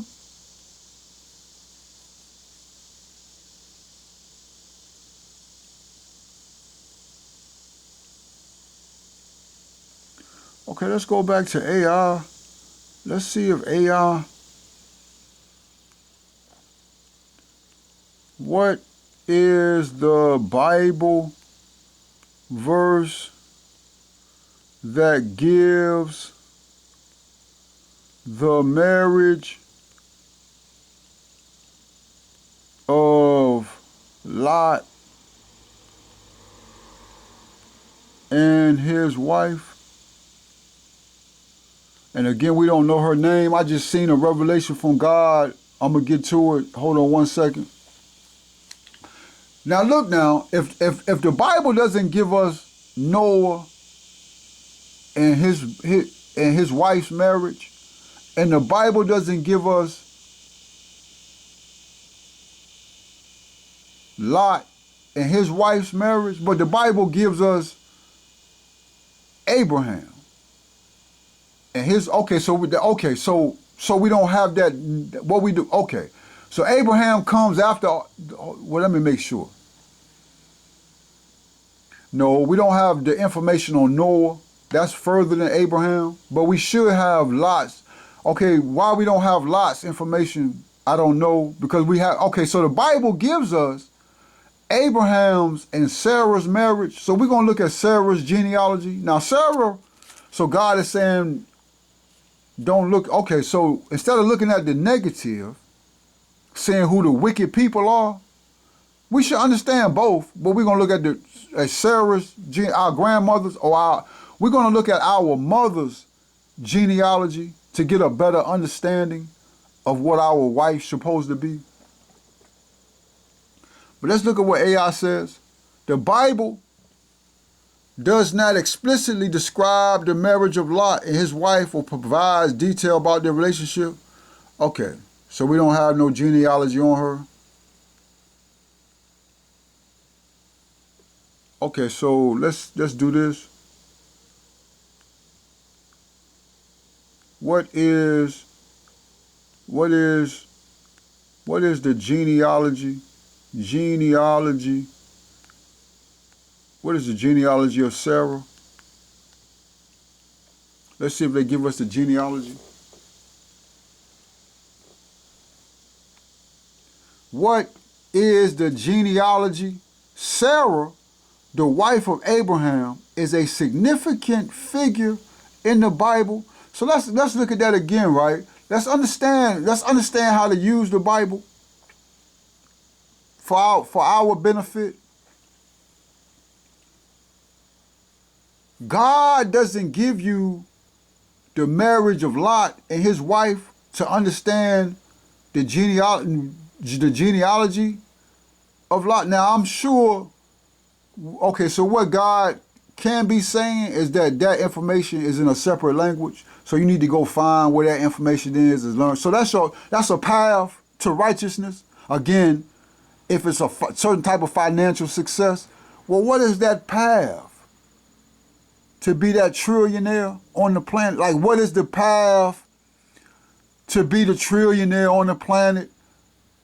Just like how we seen in the verse to fast. I don't think it said fast. It said to what did it say? To make prayer, to give charity, and to bow down with those who bow down. How we read that and don't do that. So God said, well, look, if the Quran reveals to us that these wives of the prophets were disbelievers, some of them, Noah's wife and Lot's wife, and then we know that to be divine revelation, but we also know divine revelation to be just a book of scripture, because Allah told Prophet Muhammad to read and write. No. He told Prophet Muhammad to read, but then he also told Prophet Muhammad that he teaches, God instructs human beings with writing. So it's some scripture somewhere that was detailed the relationship, that hidden history of Lot and his wife, and to learn that language. And so I'm not going to say, again, but how do you become a trillionaire, that path? But let's go back to what this says. I wanted to make that note. But then God, if we can get it from the Bible, to learn about Sarah's ancestry. Sarah, the wife of Abraham, is a significant, her genealogy. Okay, they give us a genealogy.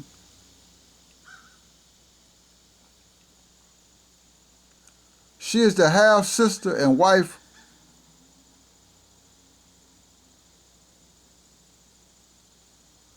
Okay.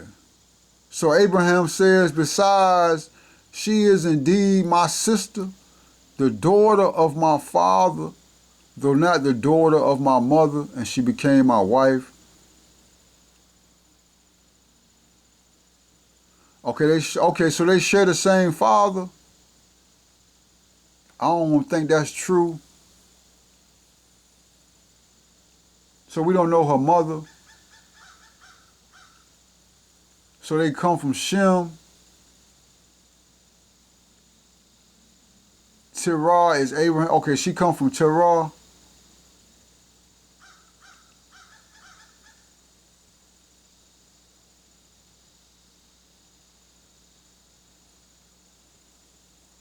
She come from Terah.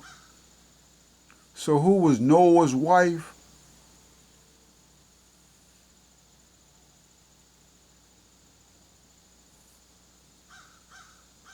So I don't know about that one, because you got to look too. If you're looking at the genealogy, or what they say, the bloodline, and then God says that we are created from a clot, and that's a couple of times throughout the Quran. And again, this is heavy science, actual science, not science and literature, but actual physics and biology, science. And so if you can actually know, like, if you look at the actions of these people like Arphaxad and Shalar and Eber and Peleg and Ru and Sharug and Nahor, if you can actually look at their actions and how they conducted themselves, then you might, if it's a blood clot, as far as how it's created, and then from a small life germ, you might can say how to, I don't know, but that's possible. But Sarah and, okay, so they had the same father, and then they tell you who Terah comes from. Let's see.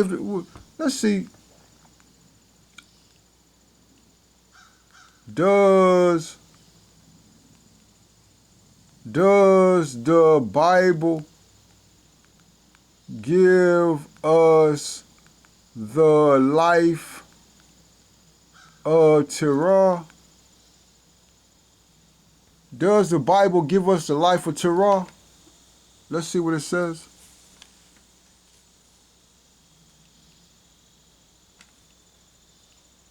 Yes, the Bible provides. Okay, this is going to be our grandfather. This is the father. Abraham is our father. Our grandfather is Terah. The Bible provides some details about the life of Terah, the father Abraham, originally called Abram. So Terah named him Abram. That's powerful. Why would he name him Abram? That's Adam, a certain type of derivation of Adam. Okay, so Abraham had Nahor and Haran, so we got uncles. Terah was, so our so our ancestry is Shem. These are things that we really have to know about who we are as black people on the planet. Well, correction. Having done 400 years of chattel now, but again, we have to understand this. See, this is what we have to understand. We're dealing with Caucasian people. Caucasian people are new on the planet. They have they have monkey characteristics. What I mean by that is that you teach the monkey, and the monkey will do what you have taught them, memorization. So they just copying. That's all they do is copy. They don't originate. They copy. My whole point is that we didn't necessarily do 400 years of slavery. We did 300 years. And I say that again because in planetary history, there might actually be some black people, a small group of black people that actually did 400 years. Also, we also have to understand too now that the Quran says that the Caucasian adds numbers to prophecies and take numbers from prophecies. So they corrupt. On one level, they corrupt the scripture. On another level, they just don't have the mind. You know, they have a smaller brain to actually make correct calculations. So they're approximations. So you can look at that dynamic. But I'm seeing it clear how, because the planet, and then the planet history is so enormous, that you can have, because these people are so wealthy, and history is so vast, planetary history is so vast, that you can have a group of 400, you can have a group of 2,000 and 3,000 people that were enslaved. When you start really reading about the conflict that these small nations had with each other, that could get lost in history.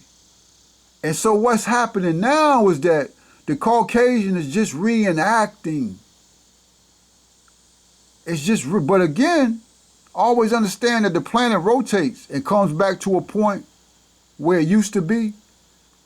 So history repeats itself on that level too.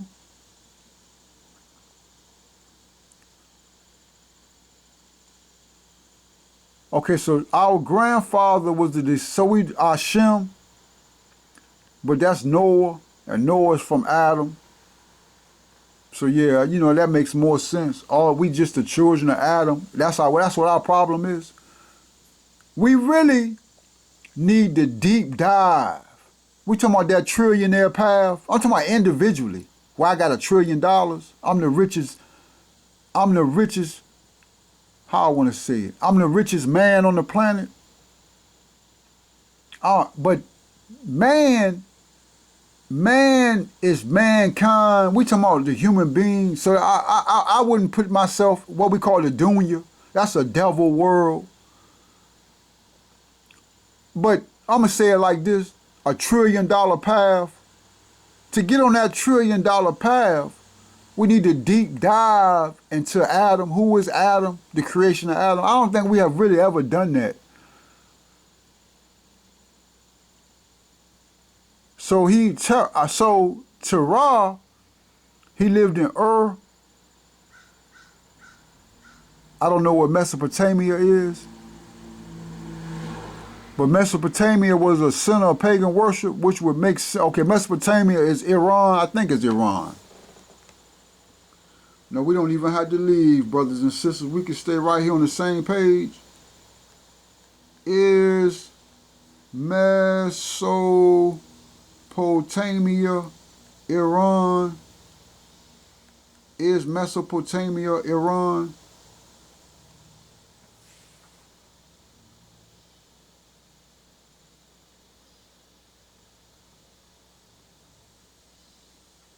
No, Mesopotamia and Iran are distinct regions, though they are geographically close and historical. Mesopotamia comes from the Greek word, the Tigris and Euphrates. Okay.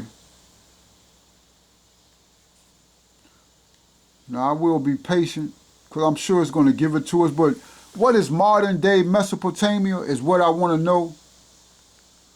What? Okay, so you're talking about Turkey. Oh, well, hold on a second. Okay, modern day Iraq. Okay, so yeah, that's a little bit closer. I think that's a little bit closer. Okay, so that makes a lot of sense. That's what it is. And I'm seeing Sumerian here. Okay, so you just talking about all this is black people. You just talking about, first let's just understand the map. You got Kemet, and then look now, the map is also the map of I told you this deep dive is wonderful. This a $1 trillion path. But let's look at it like this. Instead of saying it's a $1 trillion financial path, let's say it's a $1 trillion paradise beyond the grave path. So always understand that you have when I say the map, you got the Caucasus Mountains up here. You got, it's going like this, right? You talking about right here. So then you talking about the Far East. But you talking about like, if you talking about Iraq, that's probably right here. But then you got Arabia right here. But you also have a heavenly map with the stars, right? You got stars. So this is a serious deep dive. But my whole point is this, all of this right here is black people. And what type of black people? Now you talking about black people with straight hair? But then you got Brother Shabazz that went into the jungles of East Asia. So now you got kinky hair. And always understand that somehow they met right here. Okay, so Abraham has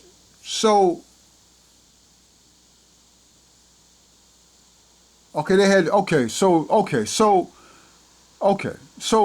Abraham and Sarah, they didn't, that's a Caucasian mindset.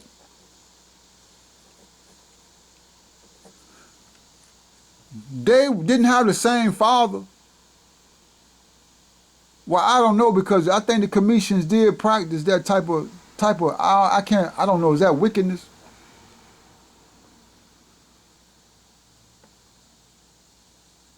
So Abraham was like a Dravidian, but then, you know, he in Iran, he in Iraq. Why is he in Iraq? I don't know, because then you got China, and you got all this over here, right? But I'm just seeing him as like a Dravidian, and maybe Sarah was from the tribe of Shabazz, and the tribe from the nation of Shabazz, because her mother was Shabazz, but her daddy was Sumerian. And Abraham was straight Sumerian, right? And so that's when you get into the Hittite and Amorite.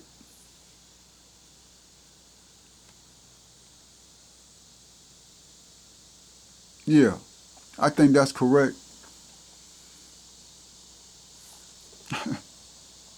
So God said, get it how you live. As far as your wife. If you're a righteous Muslim, then your wife is a righteous Muslim. It's the only conclusion I can come from that. But that was very beautiful. I got so much on my mind, brothers and sisters, how I can just start running my mouth, but I'm not going to do that. I think I'm going to stop right there. I think we made some powerful progress, and now it's just a deep dive into the understanding of Adam. That's if you believe this now. You cannot believe it. And I got a beautiful, like, you talking about present day history, my mama and my daddy, very beautiful. But I can only, and what make that even more powerful is my history of chattel slavery. I can only go back really as far as my daddy's and my mama's great granddaddy and mama. I think I can only go as far back as that. So that's beautiful. And then we go back to Africa and Kemet, right? Or we can get that real live paradise. Understand, brothers and sisters, we die. We go into the grave. Okay, so let me see where we are. Maybe we could talk about, let me say, Ulu, Bilaye, Minay, Shayatina Rajim, Bismillah, Hirakman, Niraim.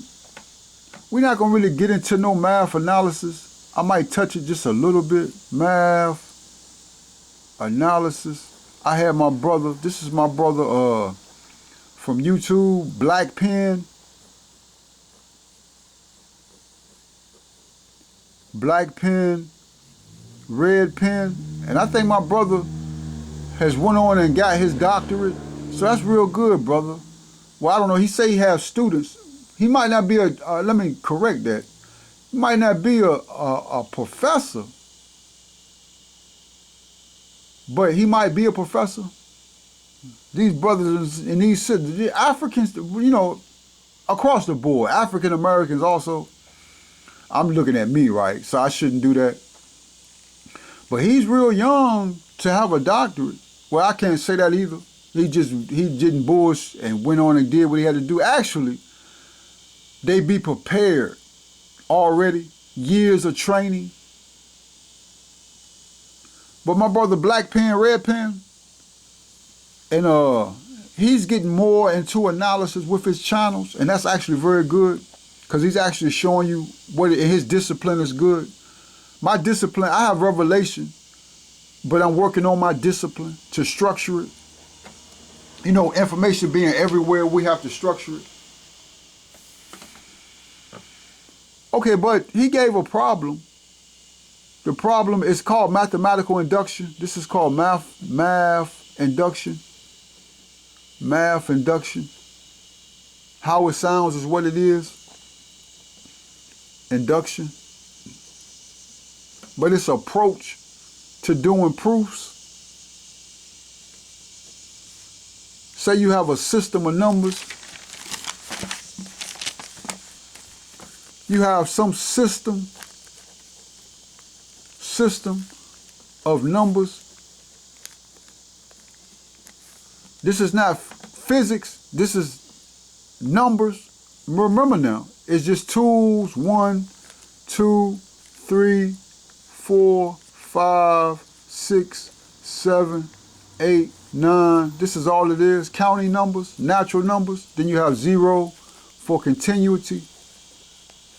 Continuity. This is the foundation. These are the tools you're working with. Understand that 0 is for continuity. And from this foundation, you have these numbers have symmetry. 2 minus 1 is 1. 3 minus 2 is 1. It's a certain distance between 1 and 2, between 2 and 3. And it's this symmetry. This is revelation from God. This is what I want to do inshallah, what I want to do my doctorate on. But this is revelation from God. We just ain't expounded on it. Because again, we want to get the finance for it. Now, we're not talking about like hustling the word of God. But when I say get the finance for it, I mean, we want to lock it down where this is a natural resource for black people across the planet is what I mean. I don't want the Caucasian to just come in and steal it. And, you know, but it's the symmetry of this simple system that just makes everything else work when you get higher up in mathematical calculations. Whatever you're talking about. Right now we're looking at, what is it, quantum? How you spell quantum? It's I might have spelled that wrong both times. Let me see, right? It be the, like you start learning, it be them simple things we be forgetting. Let me see.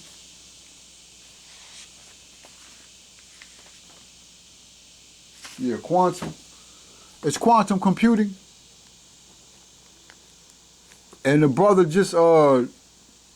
Watkins just gave a little quick video on some business moves. I think they gave the one brother $250 million for some type of AI, and then they gave another brother. They gave him 14 billion. They gave this brother 14 billion. Let me make sure I got the zeros correct. That's one. Yeah, I think that's 1, 2. I don't even know, right? Let me make sure. When you start, it don't even seem like let me put the thing right here, right? Okay. So that's a million. Okay, yeah, they gave this brother 14 billion for 49% with no rights or ownership. No rights to vote, no voting rights. Now we probably not getting that right and exact, but just to give you an understanding.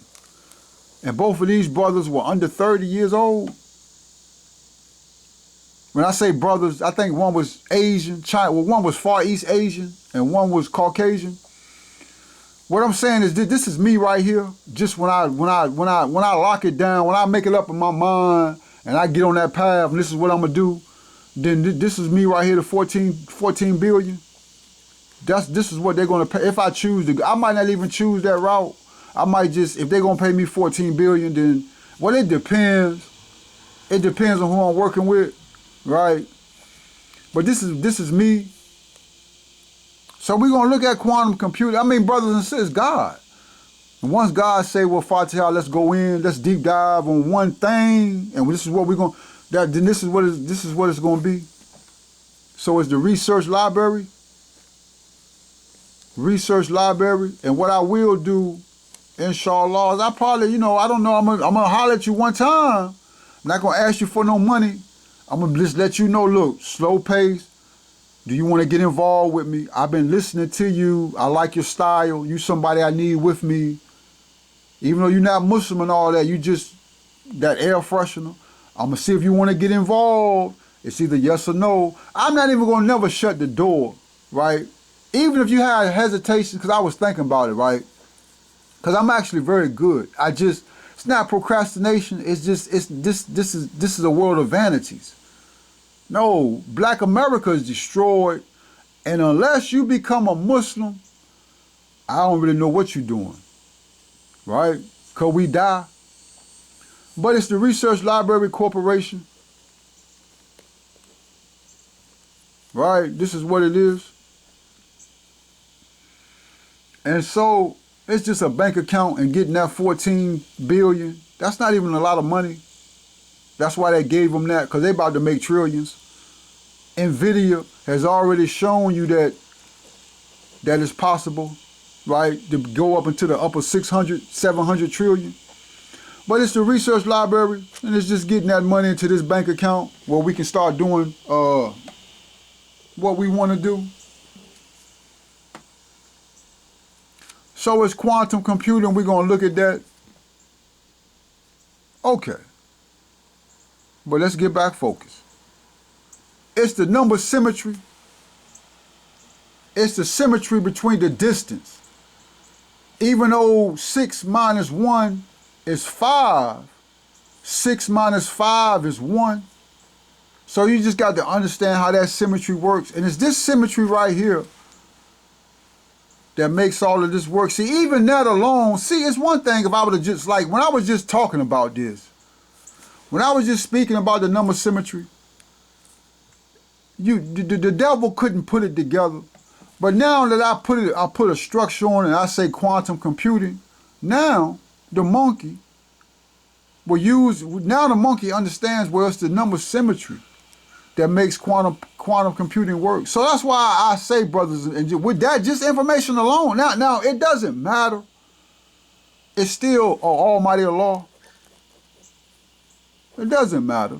This brother right here that got this 14 billion, the people that gave him the 14 billion, they just hoarding that wealth for Mr. Sharia and the righteous. That's all it is. So that's the mindset we have to have. But to be an ass with a bag of books.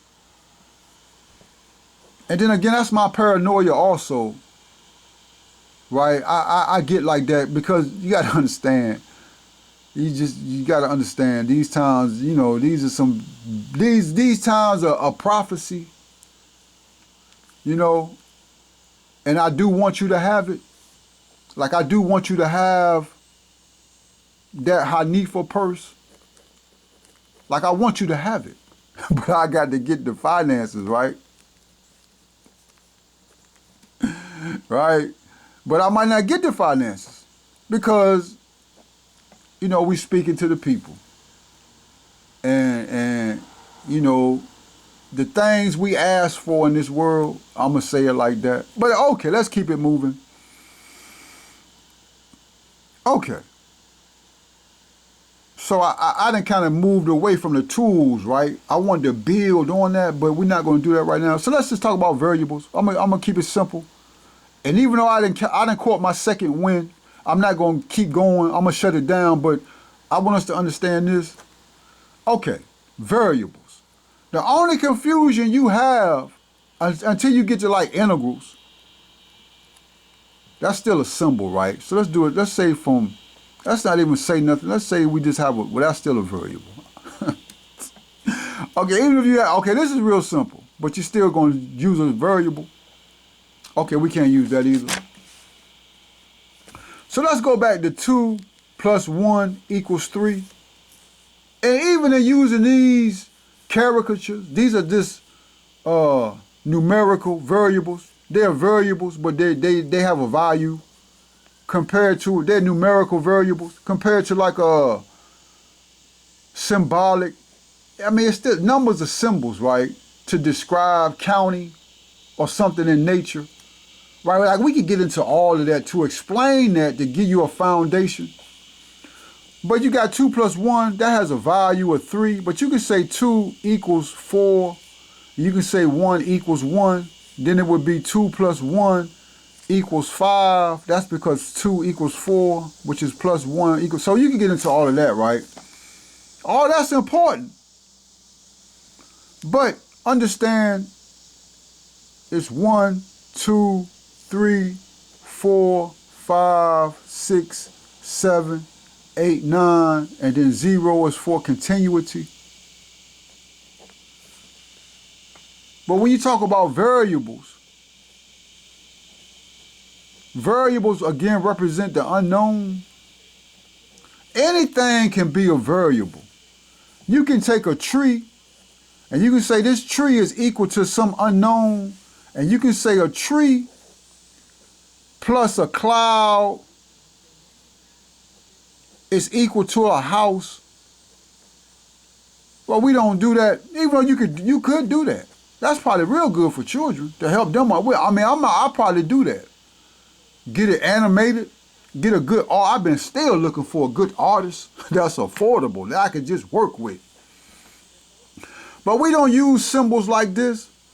We use alphabetic, something they call alpha beta, which again is Greek, which is Phoenician, which is Cometian, which is black. But we say X, Y, Z. So we'll say X plus Y equals Z.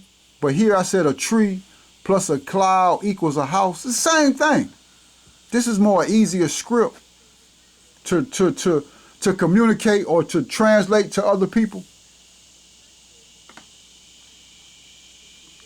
Okay, so let's be quiet. As you can see, the devil has come around. Let's see if we can hear. So we had a car parked outside. It get real crazy, brothers and sisters. The flaming sword turning in all directions. Okay. So it's just variables. So again, when you talk about variables, the unknown, we talking about a number line, an X. Somewhere on this number line is 0, but understand the number line goes from negative infinity to infinity. So you have an interval. The interval is open because you never have a variable you never have a number equal to infinity, negative infinity. So you have them right again. It's just a number line. This is the foundation for variables. This is negative infinity. This is infinity. This is the x-axis. You have number space. Number space. You have a system of numbers, infinite, negative infinity to positive infinity. But you also have a certain type of molecular or particle space. Particle space is what we really be dealing with. And this is where you get to the X dimension, one dimension. Then you got the Y dimension. Then you got a Z dimension. Then you got many dimensions, just going in all kind of ways. But again, let's get back focused.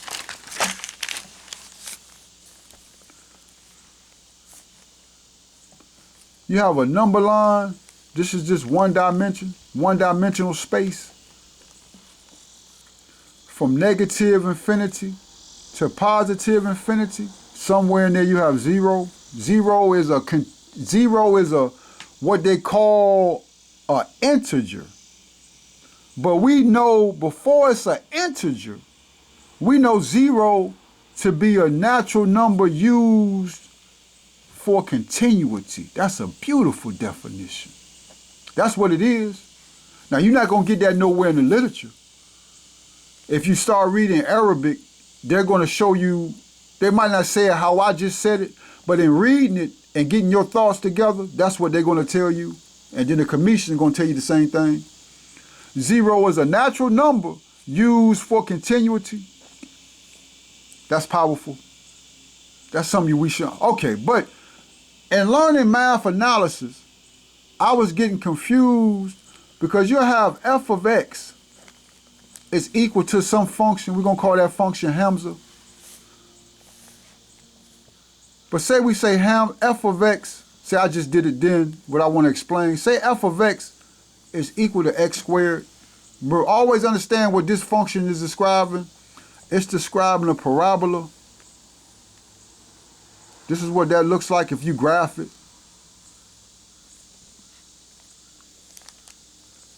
Whenever you see an x squared or some type of square. It could be, well, you can't be too squared because that's a finite point. Finite point, that's just, okay. But whenever you see an unknown, okay, so this is my whole point. When you have a number line, and you're talking about from negative infinity to positive infinity, that's the interval. The interval is just a distance of what you're measuring or looking at. We're looking at some numbers. Well, what numbers are we looking at? Well, we're looking at the numbers between negative infinity and positive infinity. That's just the x-axis. So what I was getting confused on is that x is an unknown number. We just talking about one number, whether it's 1, 100, 101, 1001, -3, -1000. All of these numbers are x found on this number line. But what x are you talking about? So then they'll say something like, well, f of x equals x squared, where x1 is equal to some number. We call that number Hamza. So then we'll say, well, f of x1 is equal to x1 squared. And that's confusing because it's x. And x can be any number between negative infinity and infinity. What they don't never tell you is that x is equal to x1. It's equal to some number Hamza, which can be equal to 1 or 3. This is approximation, meaning it could be whatever, or 5 or such and such and such. So the confusion is, and I said that crazy, right? But you still with me. We say f of x equals some function x squared, where x equals aura. So then they just flip the whole script, and they say f of aura equals r squared. And they just leave it like that. And they don't never tell you that, well, they're talking about the number line. So you got to go all the way back to when you first started learning math. The x dimension, one dimension, from negative infinity to positive. So, okay, so remember when I said we got 0 in here? Well, at this point right here, one dimension, aura is equal to 0. So now we're saying that f of x equals x squared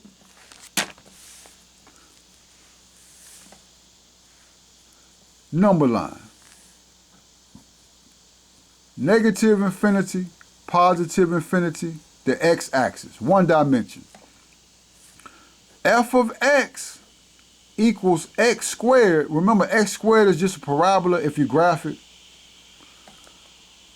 The interval is negative infinity to positive infinity. So then you have the function f of x is equal to x squared. Now we say at 0.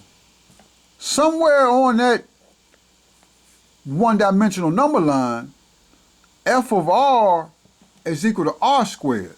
They never tell you that x equals aura. And then we say aura equals 0.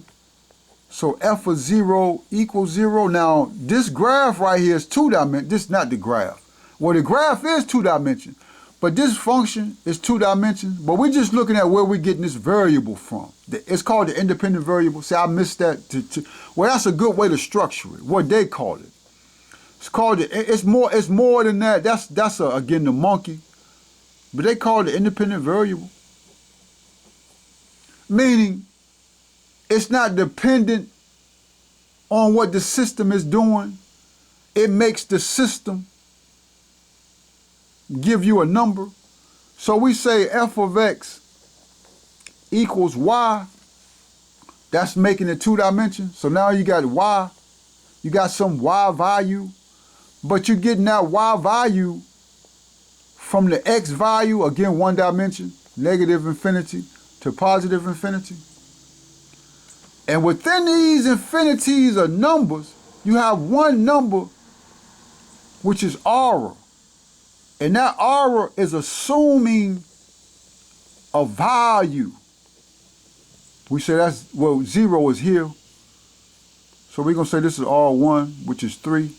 This is R, which is 0. So you have aura, which is 0. Then you have R1, which is 3. My whole point in all of that, brothers and sisters, is that it's just a masturbation of variables. You have to be able to discern and keep up with. Always understand it's the pen. It's the pen. God teaches with a pen. So I wanted to first make that point, that it's just variables. Understanding the variables in the number line. Oh, this is so beautiful how I'm looking at this. Every time I think about this, it's just like eating a bag of potato chips. So understand you got X. X represent an infinity of numbers, from negative to positive, an infinity of numbers. And somewhere in this number line, one dimension, you have a number that you're looking at, which is aura. So they say f of x. They say f of x equals Hamza. Hamza is just some function. I want you to get used to me saying that so you can remember, which is x squared. I also want you to get familiar with starting to learn Arabic, learn your language. But now we say that x is equal to aura, so we say now Hamza, which is x squared, which is r squared. My whole point is this. This is my whole point. If x is equal to aura, you have to learn what is called substitution. Substitution. That's memory. You have to learn how to remember. Remember, God says, in our destroyed state from chattel slavery, we do not remember. We remember nothing. Chattel slavery. We do not remember. Dhakara. Kara, that's a the. It's pronounced like that. The. It's a the, a k, and an aura. Dhakara. Remember. So, just understand this.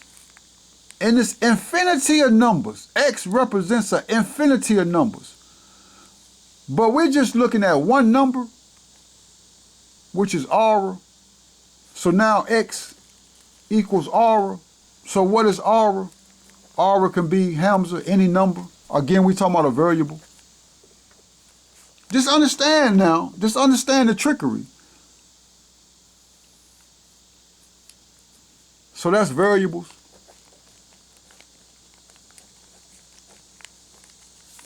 So then you're talking about multiple variables. And I had my brother come to mind, and looking at the last video, I had this one professor, he from India, when we were talking about NPTEL, always remember them and have them on your internet computer browser, and go to YouTube and mess with them. But in messing with them, they have the one professor associated with them, and I actually gave a wrong channel. I mean, I used that channel. I said differential calculus. It's not differential calculus. The professor I wanted you to take a look at, it's called one variable calculus. And he touches a little bit on math analysis. He doesn't really, but he touches on math analysis a little bit. But he talks about one variable, but we're talking about multi-variables. That's just the level we on. Multi-variables. But when you go back to one variable, the theory and the insight will be phenomenal with how you think. So that's always powerful. Never lose focus. Always understand your foundation. And always understand now that book, they got the one book from my brothers NCBA In India, they got the one book on the internet. Higher algebra. Yo, you don't get that book. I don't know what's wrong with you. But that book is on the internet for free for download. So we're talking about multiple variables. And it's the multiple variables that just get you confused. XY squared minus 2x plus y z to the cube power minus 3 equals 4y plus h with a function. So they give you all them, what is that? And then look, you don't know what none of that is, so you got to find that. But with number symmetry, 1, 2, 3, 4, 5, 6, 7, 8, 9, with 0 representing continuity. With these natural numbers, you can solve that easily. I'm talking about without the methodology. You come out with your own methodology to get back home to learning what's going on. Okay. So let's look at it one more time. I want to look at it one more time. You got the one dimension. Because it's building. Oh, you can just build so easy with this, and it's so easy to understand. You got the x dimension. Remember the number line, 2 dimensions, x, y. So now we're just focusing on 1 dimension. This is an independent variable, or it's just a variable, but it goes from negative infinity to infinity. That's our paradise. We live forever. But we just talking about one number in this interval. What is that one number? Let's look at it like this. Say we have x plus 3 equals 7. Well, what is that one number to make this true? Well, that means x equals 4. So in this interval, negative infinity to positive infinity, you got 0 right here, 1, 2, 3, 4. So we're talking about this number right here. So we're going to choose this number right there. I made that kind of confusing. I shouldn't have done it like that. So you got negative infinity to infinity. To make this statement true, x plus 3, we choose this right here, this point right here, 4. And that's what that means. That's it. So you should just study that, look at that. And this is what I want to say also too, brothers and sisters. You know how you study, like you study motion, you study systems, like you sit there and you look at it, like looking at a beautiful woman, if that's your wife, and you just look at her, how beautiful she is. You get that with numbers too. Like just look at 7, like what? Look at it, like what I mean to tell you is that when you start making your prayer and you begin to communicate with God in that silence and looking at this 7, what is God telling you?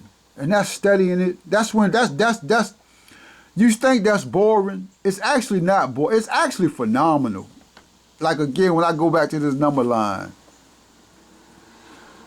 I just think that's phenomenal, brothers and sisters. That it's any number. Like you have a, okay, so let's go back to x plus 3 equals 4. Some number, like this is, say you got herpes. Herpes is this mathematical statement. You just got to find what x is. You just got to find what the cure for herpes is. So what is that x value? There is a value for x that gives you 4. Well, is that, yeah, okay. No. Is that correct? Yeah, that is correct. I meant to say 7, but that's still correct. There's a value for x that gives you 4. I just think that's so phenomenal how God gives us, how God has given us that. They just paid this brother 14 billion. You know what I could do with 14 billion? 14 billion, a lot of times we got, well, we don't have no beef. Not with no black people. We got, you know, we have a devil on the planet. But you know, like, but we got idiosyncrasies. Because we ain't got no finance. That's all. All this, it ain't really hatred. Lord forbid you done picked up some type of weapon to do something. But I'm just talking about like a distaste in your mouth. Now, we do shun the devil. But no, you know what I could do with 14 billion? You ever just seen how you know, it's just so much you could do financially. But they have a problem with quantum. They got a problem with AI. Them robots is not fluid. Now they doing things that shit, you know, brother, we come from chattel slavery. But them robots and AI is not fluid. But they're getting there. You just got, what is the value of X? So I find it so phenomenal that God gives you the interval, negative infinity to infinity. And God is telling me and you that somewhere in between this interval on this number line, there's a number, aura, or Hamza, that makes this statement true, well, you don't have herpes no more. What is that number? You got to see what I'm saying? So that's when you just get into studying numbers, like what is 4? Well, we know 4 is 2 plus 2. That's just, all this is just basic monkey learning. And 3, what is 3? 3 is an odd number. So you just, what these numbers look, so that's being a mathematician. What we need to be, mathematician. What language, as a parent, are you teaching your child to learn math? Analysis, not English. What African language? Historical African language. Black language. Okay. I wanted to touch on that. Let me close it up with my brother. Again, we talking about my brother Black Pen, Red Pen. He's actually very good. I kind of, you know, some things I can relate to as far as mathematically. My discipline is mathematics. My discipline is math analysis. I will get into calculus because I like integrals. I love derivatives. My brothers and my sisters from India, they be crushing the integral because they got a certain type of fluidity because of their hair. We have yet to really get into my brother and sister from out. Now, my sister, JJ Maths, online, she be crushing that geometry now. It's a real deal. She the best I done seen from Africa. Now, I ain't seen a lot of Africans, what they call Africa. I have not seen a lot of black people from where we come from doing math as far as like on YouTube. She the best I've seen as far as like an analysis of the thing. Okay, but my brother from China, I'm not even gonna say from China, that's a stereotype. My brother from Far East Asia, he be crushing it. So he gave a problem, right? Where now I understand, like I'm studying what's going on with, you know, mathematical induction is not complicated, but how, like the brothers and sisters from India, English is not their first language.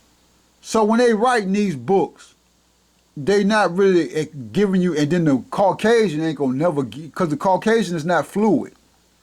The Indian in their own language is very fluid, but you ain't learning it in their language. You learning it, remember now, they didn't learn English as a second language, what they never tell you and me, being black in America.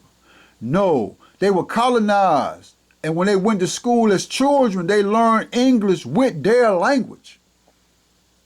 But they're not fluent. How we're fluent. Because we speak English. They don't necessarily speak English like in general in the Indian society. So that's the only thing with learning these mathematical principles from these brothers and these sisters, where English is their second language. Okay, but this brother, he gave it to you real good. So let's look at the problem, then we're going to shut it down. He said n factorial is greater than 2n. So it's an analysis. Now, again, we be very impatient. I know you can remember as a little child, to show how intelligent you was, the teacher say 1 plus 1 is what? Everybody say 2. But we never really stopped to look at what that devil, we don't even know she a devil. If you know, then well, what is 1 plus, like what is that? Right, so that's something I instruct my students when I be educating them. Really, you got to look at the problem. What are they asking you? So the problem is empire, and not empire. N factorial. This is a factorial. I'm going to show you briefly what that is. 2 to the n power, but that's a power. That's an unknown power. So you might got 2 to the 2, which is 4. 2 to the 3, which is 8. Right? But now we got 2 to the n. We don't know what n is. Always remember now, it's negative infinity to infinity. So n can be whatever. But now we have a statement. Now this is more complicated. This is math analysis using, we're going to solve these theorems and proofs. Our theory, and what I'm trying to understand is that how would you even come up with this? Is the next step. That's the behind the scenes. Like that's the history of black people on the planet from a mathematical environment. We be looking at it more from like political. When you talk about the rulership, that's politics. Which is also very powerful because the most honorable Elijah Muhammad said politics will not solve our problem. So that then he read them books from Master Farad Muhammad. So he's not dumb. So he's talking about historically. Always understand the prophets in the Bible were mathematicians. Abraham, our father, he built the Kaaba structure that surrounds the black stone. That's mathematics. That's the pyramids on a certain level. Okay, so in that brief, so Abraham and his ancestry, they came and they went and came.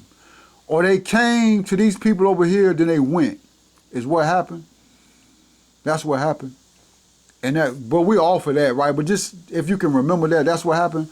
Abraham or his genealogy, they came to Mesopotamia or whatever it was called at that time, going back in antiquity, and then they went back away to where they come from.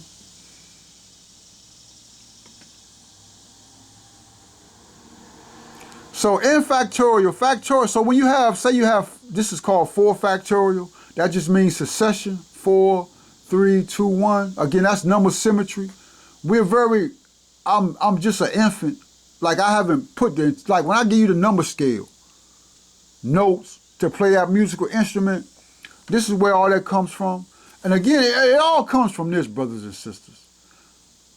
Not everything, but this is the environment. You have a circle and a diameter, and the pi equals pi. The circumference of a circle divided by the diameter is equal to pi, what they call pi, which is just a number 1.34. It's an irrational number.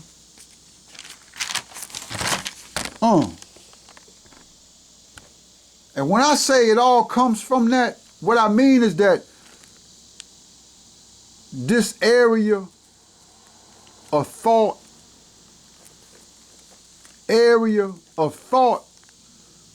when they said that the circumference of a circle divided by its diameter was equal to this number, an irrational number, they said it was equal to it. Okay.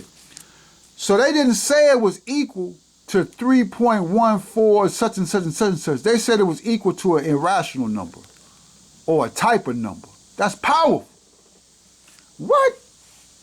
Okay, let me say that again. They said, when I say they, I'm talking about antiquity black mathematicians, going back hundreds of thousands, well, I'm saying going back thousands of years. They didn't say that the circumference,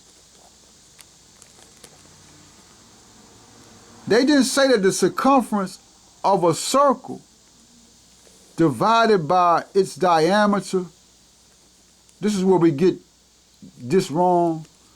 They didn't say that the circumference of a circle divided by the diameter was equal to 3.14, and then this number just goes on to infinity. They didn't say that it equals this number. They said that it equals this type of number, what we now call irrational numbers. So always understand just how we got that insight to get that 14 billion. Just keep that in focus. Research Library Corporation. At some point in time, I probably will solicit you. I'm just going to introduce myself. This is what I got going on, and such and such and such and such. We're going to get some money, inshallah, for us as black people. then what are we going to build? Okay.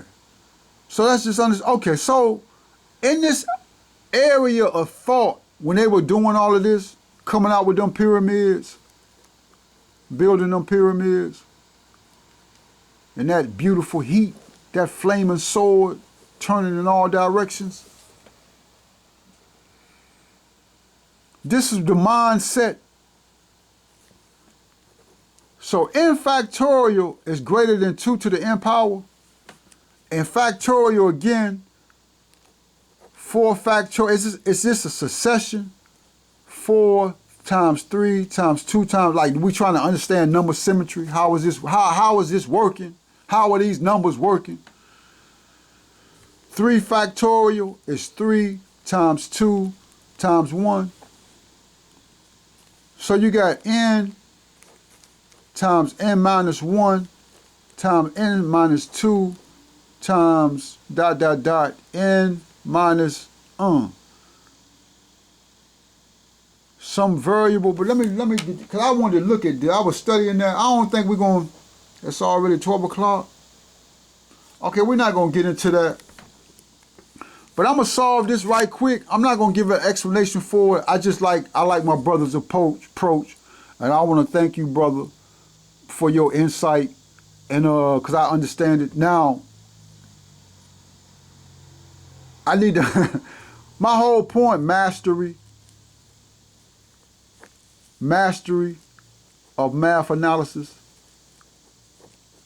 to be a master of it. That means that we approach any problem, you put any problem on the board, regardless of the discipline, area of math, and we're going to use a mastery of math to solve it. Right? That means biology, physics, whatever. We're going to use math, and we're going to use numbers.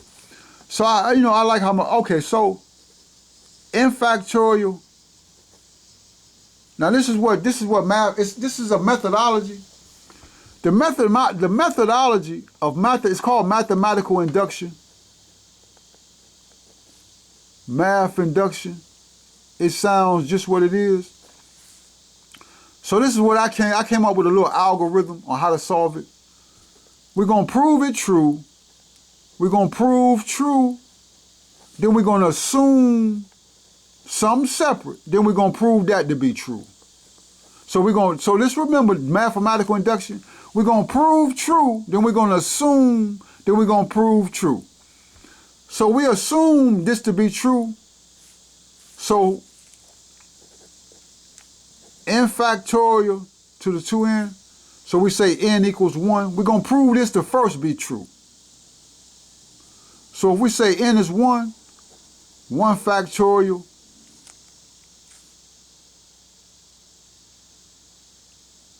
hold on a second. I might have got that wrong already. Did I get that wrong already? No, it's not. Okay, that's true. It's true for n equals 0. But we want n, well, n is an integer, right? Okay, okay, we're not going to get into that. Okay. No, it's more to the problem because this is not true. If n is equal to 1, 1 factorial is equal to 1, and 1 is not greater than 2 to the 1 because 2 to the 1 is equal to 2. Okay, so excuse me, brothers and sisters. Remember, dhakara, remember, it's n factorial greater than 2n for n greater than or equal to 4. N is an integer. I think it might be positive integer. We're going to say positive integer. This Z right here with the double lines means integer set. Remember, integers go from, on the number line, goes from negative to positive, whole numbers, no fractions, whole numbers. I'm writing sloppy now. You can see I'm getting impatient, tired. I'm going to write the problem one more time. N factorial is greater than 2n, n to the 2 to the n power, for n greater than or equal to 4, with n in the positive integer set. So we're going to prove true then we're going to assume, then we're going to prove true. That's the algorithm. So we first have to prove true n. So we have n equals 4. Now look, this is where it gets complicated. They don't ever teach you this. You can't really teach this. It's just experience where you just have to know it. That's what makes this so difficult. This is difficult. So I can give theory to it when we talk about boundaries.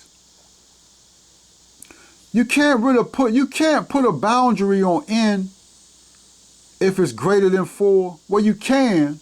You have a lower bound. So again, it's understanding equality. So that's just my ignorance is what this is and explaining this. But what we do is this. So we first prove true n. We're going to first prove true n. So we say n is greater than or equal to 4. So we have n equals 4. So we can put that in this problem. So we say 4 factorial is equal to 2 to the 4. Now I didn't give no in-depth background as the problem I'm having. But let's just understand. Let's understand the methodology. 4 factorial is 4 times 3 times 2 times 1. Which is, that's 12 times 2, which is 24 times 1, 24. So 24 is greater than 2 factorial. It's just 2 times 2 times 2 times 2. 2 4 times, that's 16. This is 8. 8 times 2 is 16. That's just masturbation. Like, you should, like, you eventually you'll just know that. So 24 is greater than 16. 24 is greater than 16. So let's look at the problem again. N factorial is greater than 2n for n greater than or equal to 4 with n being in the integer set, positive integer set. So we just proved it true. Okay, I can say it like this. N has a lower bound because it's equal to or greater than. So you always got to deal with boundaries, and you move forward on a math analysis problem with the boundaries. It's the boundaries, whether greater than or whether less than or greater than. It's the boundaries that let you know what you're working with as far as an interval AB or open AB, what numbers you're working with. So we prove true for n. So since we know that 24 is greater than 16, this is true. This is true for n greater than or equal to 4. But is it true for all n? Look now, we're talking about all n. Remember x, this is where confusion comes in. But if x equals n, then n goes to infinity also. Negative infinity to infinity. That's where the confusion comes in, because they don't never tell you that x equals n. They don't never tell you that for it to make sense. So we talking about for all n. We know it to be true for n equals 4. But is it true for all n, correction, is it true for all n greater than or equal to 4? Now again, I didn't flow with that, so excuse me. But is it true for all n greater than or equal to 4? So with mathematical induction, you have to first find out if it's true for a variable or for a number, a finite number. That number is 4. So if we proved it true for n equals 4,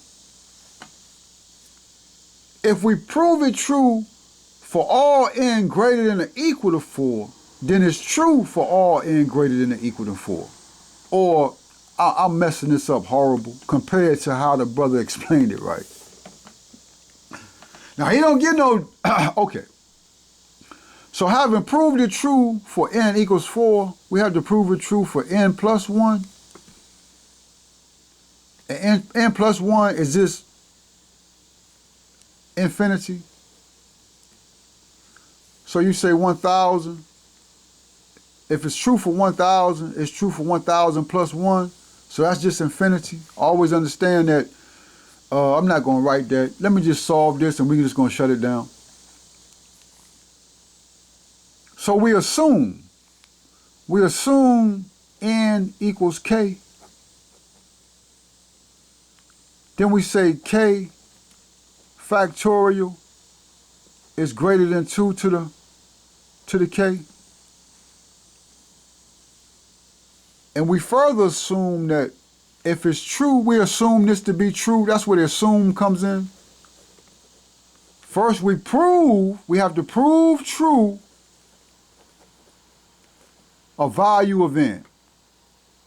Then we assume n equals k. It could be any variable, Hamza, S, T. You know, in the literature, they're going to like k.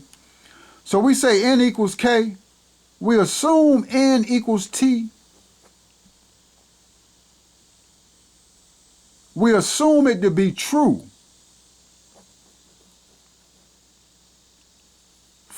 We assume for n equals t to be true, we say we say t factorial is greater than 2 to the t power. I'm going to say that again. We first prove, this is mathematical induction. We are proving a theory using mathematical induction. Remember, it's just your theory, and then you got to prove your theory. So we're going to prove that this right here get rid of Alzheimer's.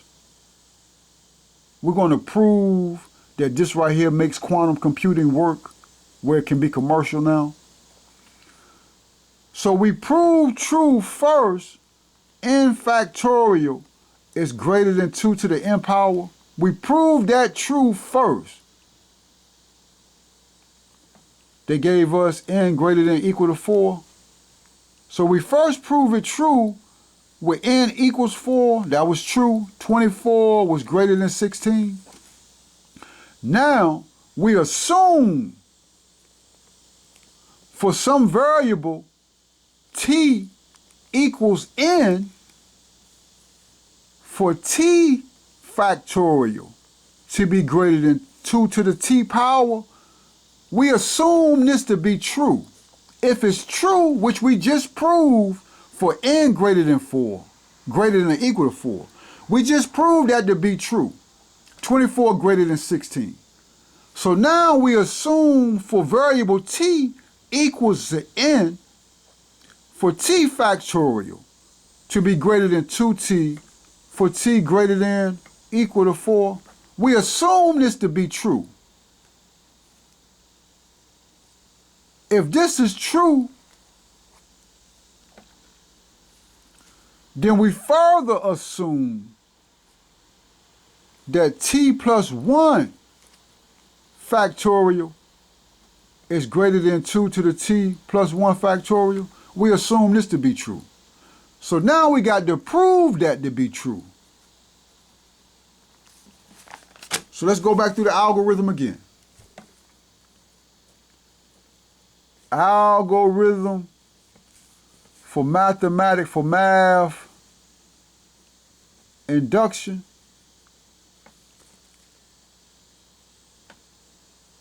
Prove, assume, prove.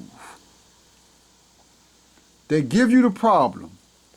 N factorial is greater than 2n for n greater than or equal to 4 for n in the integer set, positive integer set. We assume this to be, I didn't write assume, prove. I should write assume, prove, right? But because they give you the problem, we're just going to say you got to prove this to be true. This might not be true. If this not true, then ain't none of it true. And so we move on to the next problem. But we got to prove this to be true for n. So we say n equals 4. That gave us 24 greater than 16. So now we go to the assume. We just proved that to be true from the statement. So now we assume for t equals n, for t factorial greater than 2 to the t power, for t greater than or equal to 4, since n equals 4 is true for this problem, we assume for t equals n, we assume this to be true. And this assuming to be true gives us the assumption. Now, I'm saying that totally incorrectly as far as the language, where it's not no fluidity. But just so we understand, t plus 1 factorial is greater than 2 to the t plus 1 power. Now, because t represents infinity and 1 is infinity plus 1, that's succession, that's infinity. So that's for every. That's how you define for every. See, it's one thing when you say 3 plus 1 equals 4, that's for x equals 3. But if you say x plus 1 equals 4, you can't say infinity. This is not true for infinity when x equals infinity. This is only true for when x equals 3. You have to understand that. It's proving it true for all x. We use the symbol like that. You might see that in the literature. For all x, or for a finite value of x. Say x equals 5. So it's true for x equals 5. But say if x equals 7, 7 plus 1 is not equal to 4. So it's not true for all x. It's just true for a finite value of x. So to prove it true using mathematical induction for all n, we assume t equals n, and we say t factorial is greater than 2 to the t power. We assume this to be true because we already proved it to be true for n factorial greater than 2 to the n power. Now to prove it true for all t with t equals n, where we can say n factorial is greater than 2 to the n power for n greater than or equal to 4, to prove it for all n. To prove it for all n greater than or equal to 4, again the number line, x, you have x equals n is greater than or equal to 4, which means x is greater than or equal to 4. So this is 4 going this way on the number line. But we also say n equals t, which means x equals t for t greater than or equal to 4. So if we prove it true for t plus 1 factorial greater than 2 to the t plus 1 factorial, if we prove it true for this statement right here, then we have proved it true for all t greater than or equal to 4, and t is equal to n. So then we have proved it true for n factorial. So this is a true statement for n greater than or equal to 4. So it's prove, assume, prove. So we have to prove this right here. So I just like how my brother broke that thing down. And I'm just going to do it right quick. So we first start with this.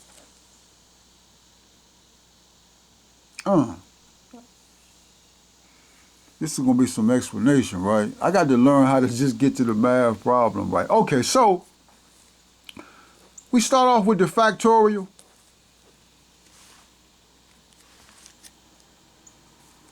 This right here is equal to t plus 1 times t factorial. Always understand that factorial is just going, it's a succession going down to 0, but it's 1.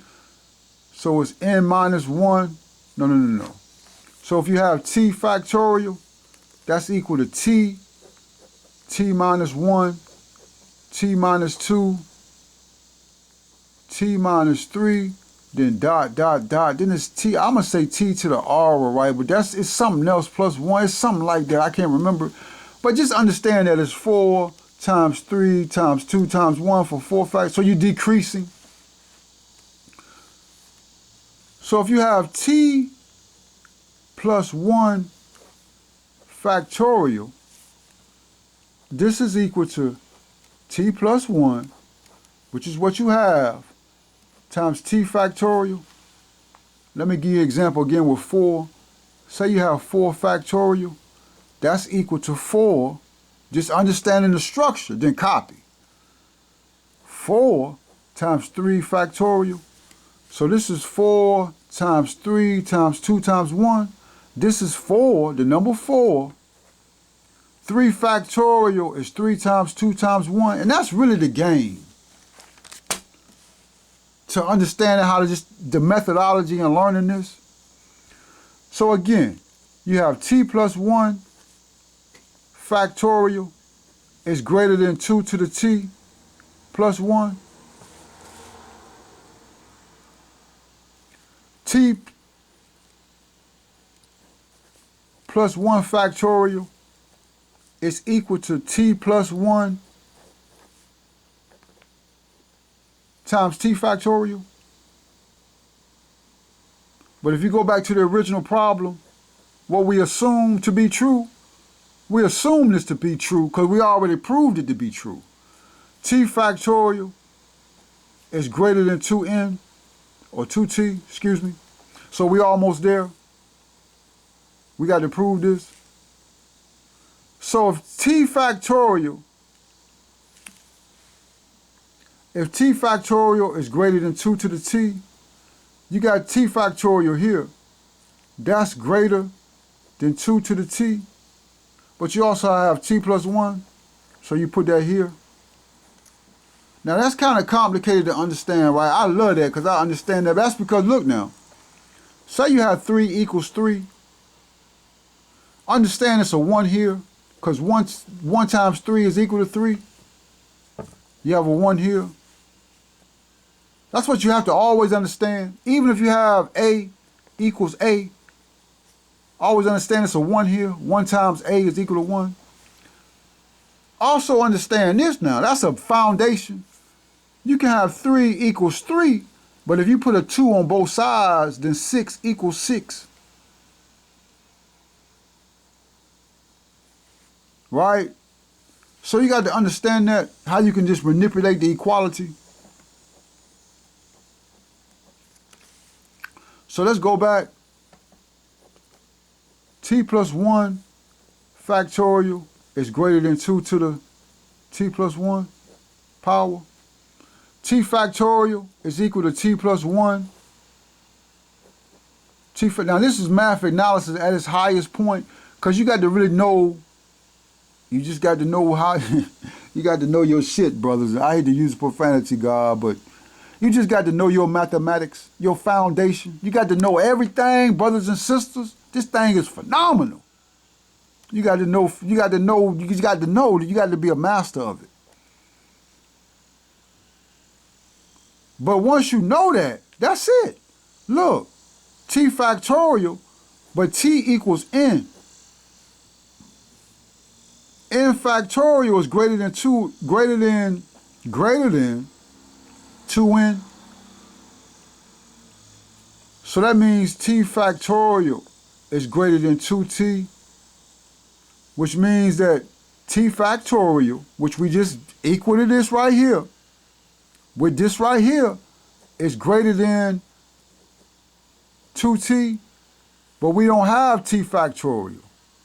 We got t factorial times t plus 1, so you just put t plus 1. Oh, that's so powerful. So now we have t. Now I pray you might not have caught that, so we're going to come back and do it again, but t factorial, t plus 1, so this is where we are. But it's not 2t, it's 2t plus 1, because look now, we're saying that t plus 1 factorial is greater than 2t plus 1. Not 2t, but 2t plus 1. Well, we already have, what's the word? Deduced. We already have deduced that t plus 1 factorial is equal to t plus 1 times t factorial, and we know this is greater than t plus 1 times 2t, right? Because t factorial is greater than 2t, and we get that, we assume that from n factorial is greater than 2n for n greater than or equal to 4. That was the initial problem. Let me write it again.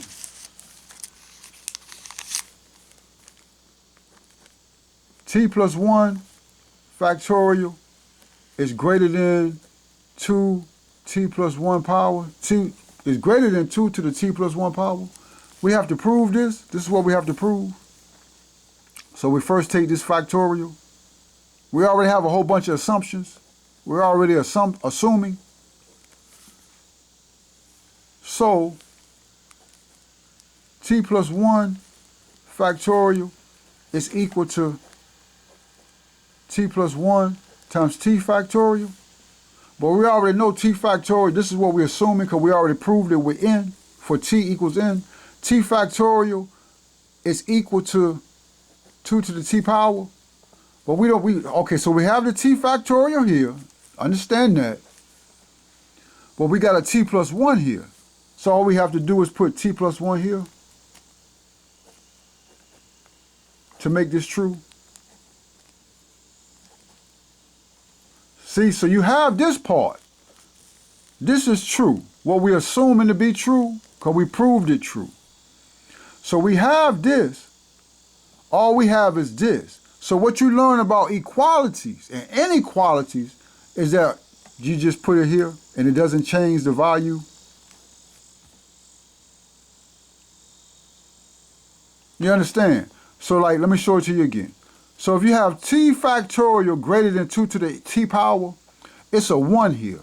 You can just put the 1 there. You can put a 2 there.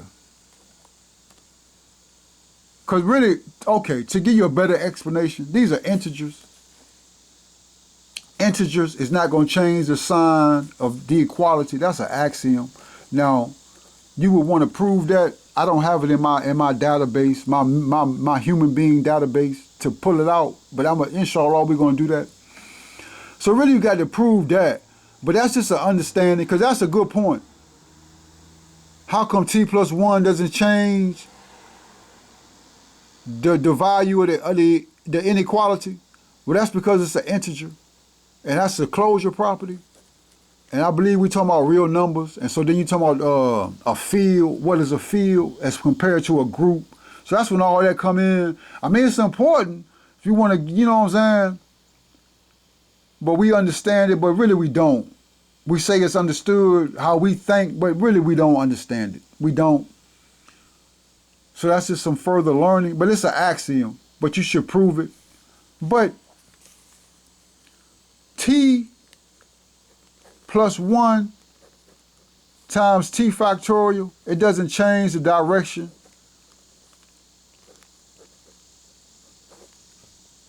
of the inequality, because the contradiction would be, well, how do you know that t plus 1 times t factorial doesn't change the direction because it's an integer. And integers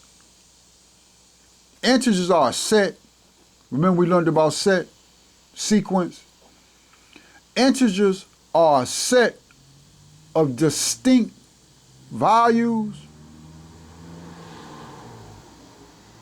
from a sequence.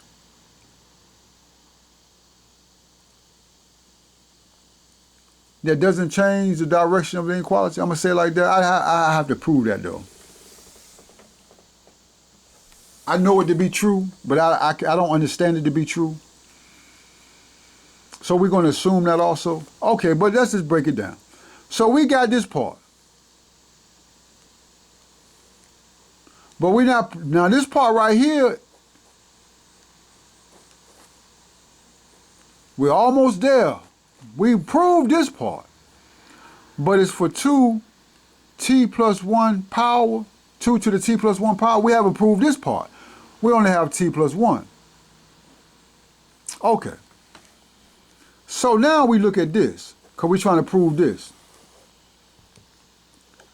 2 to the t plus 1 power, you got to understand the laws of exponents or powers, is equal to 2t times 2. This is real good right here. I like this part. So this is what you have. You have t plus 1 factorial is greater than 2 times 2t.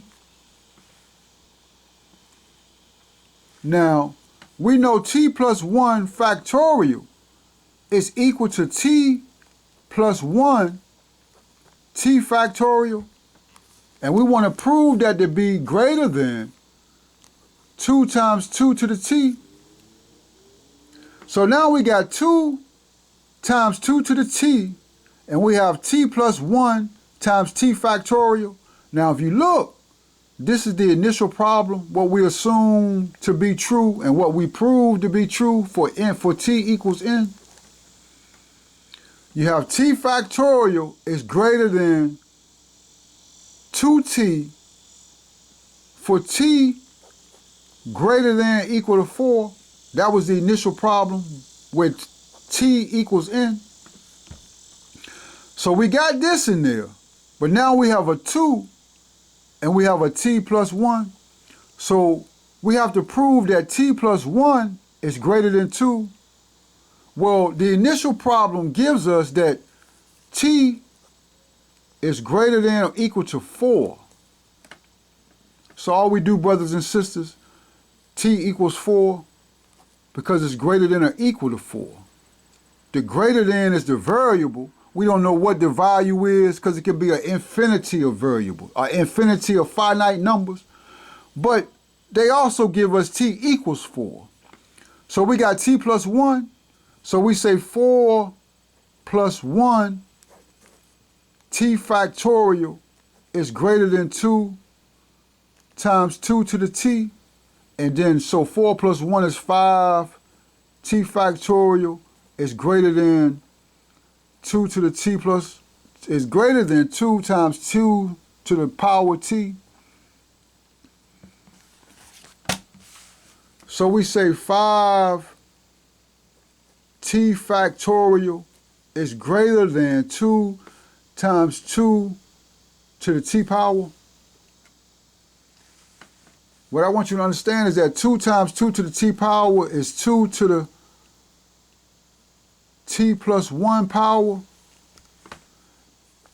And t plus 1 times t factorial is equal to t plus 1 factorial. And if you prove the statement true for t plus 1, then it's true for all values of t greater than or equal to 4. And that's how you prove it true for multiple variables. instead of a finite number, where you can make the statement that n factorial is greater than 2 to the n power for n greater than equal to 4. So that's true. If you prove it true for n plus 1, you could have just did it like this, right? But it's a structure. N plus 1 factorial is greater than 2 to the n plus 1 power.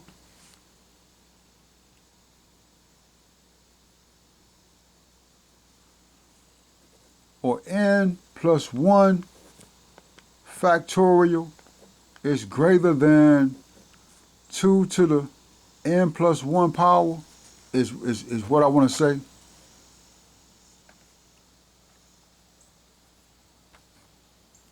So if you prove it true for the infinite structure, this is an infinite structure, n plus 1, because it's n is equal to infinity. It could be an infinite. This is a, say x equals n. This is the n axis. This goes to infinity because it's n greater than equal to 4. This is 4. So it's greater than, so it's infinity. So n is infinity plus 1 is greater than infinity. So if you prove it true for infinity, then it's true for all values of n. And so again, we say that n plus 1 factorial is equal to n factorial, which is greater than n times 2 to the n power. Remember, that's equal to n plus 1. So if you prove it true for n plus 1, then you prove it true for all n, because n plus 1 is greater than n. That's infinity. So we're talking about n greater than equal to 4. So if we put 4 into n, because we have n equals 4, that's 5 n factorial is greater than 2 times 2 to the n. This is the initial problem. This is the infinity problem. Or this is the initial part, n factorial greater than 2n for n greater than equal to 4. The infinity part is 5 n factorial greater than 2 times 2 to the 2n, and 5 is greater than 2. We already proved that n factorial is greater than 2n. But look now, how do we prove 5 is greater than 2? That's the question. That's what we need to understand. We're going to look at that. And I think I'm glad we got my brother here to just, his structure and his instruction and just how we're going to, because this is what we just quoted right here. Where we can pronounce it, where we understand it, we can hear it. How is 5 greater than 2? They're counting numbers. All right. There's all kinds of ways, like this financially, right? But how do you do it? I don't know. Like, $5 is good because $5 can buy you more than what $2 can buy you. That's how. So we talking about numbers. We talking about natural numbers. How is the natural number 5 greater than the natural number 2? Yeah, you can have 5 trees, 5 apple trees. Or you can feed, I think the Bible uses the parable of Jesus with fish. If you can do that both ways, right? If you only got 1 fish, you can feed more people with 1 fish. You can feed 2 people more fish than you can with 5 people. So that means 5 is greater than 2. That's natural numbers equal counting numbers. So maybe they're counting numbers that we call natural numbers.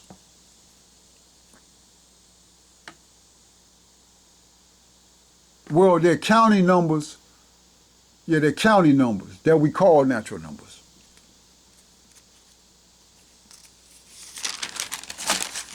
Okay.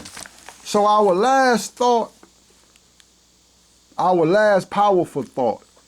How do you prove that 2 is less than 5?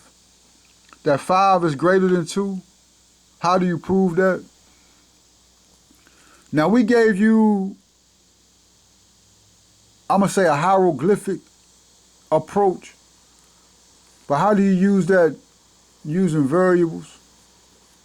Let's ask AI. Then we're going to close it up.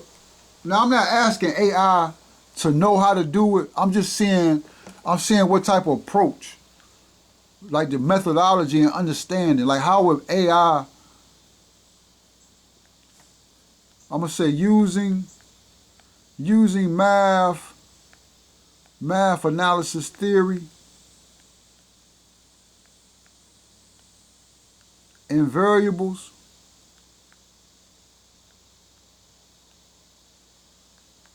How would you prove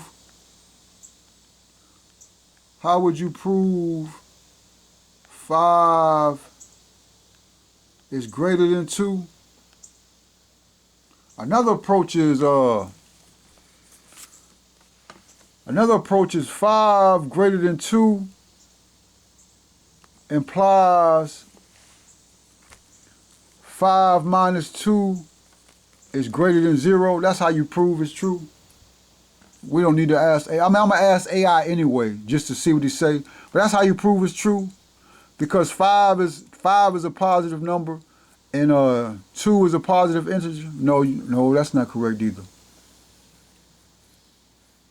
How would I say that?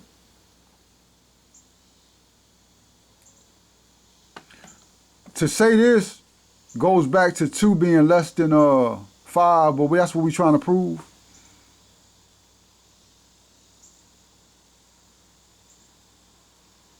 How would I say that?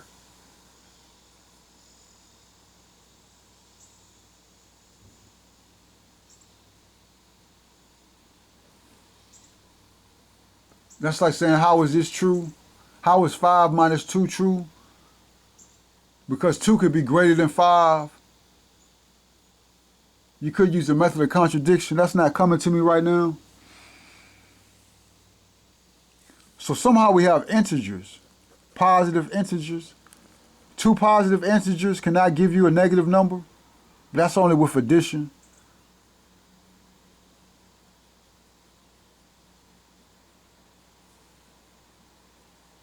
Okay, you have 2 positive integers. How can 2 positive, what do I mean by that? Because the difference in 2 positive integers can give you, like if you got 2 minus 5.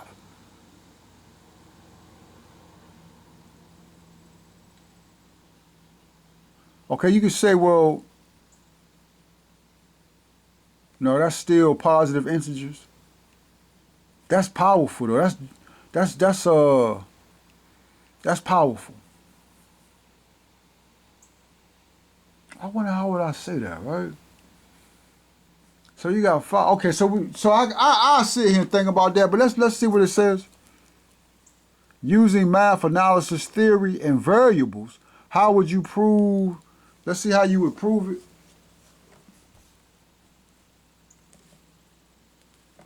Five minus 2 is greater than 0.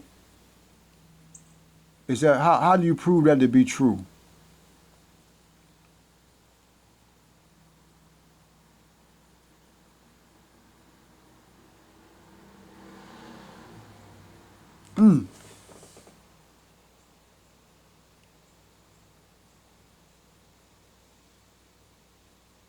It says to rigorously prove that 5 greater than 2 using mathematical analysis and variables.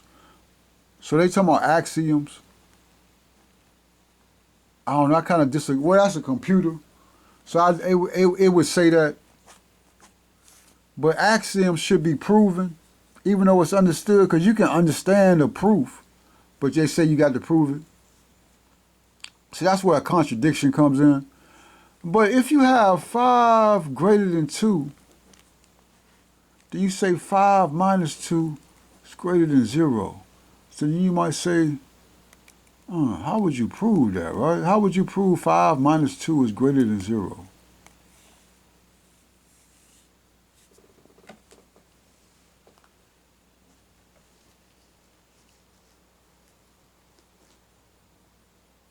Yeah, okay, yeah, you would use that, right? The trichotomy principle. I was not even seeing that, right? That's thinking inside the box. The trichotomy principle. Yeah, the trichotomy principle says that 5 can only be greater than 2, can only be equal to, can only be less than 2. But you got to prove that. But they call that an axiom to keep it simple.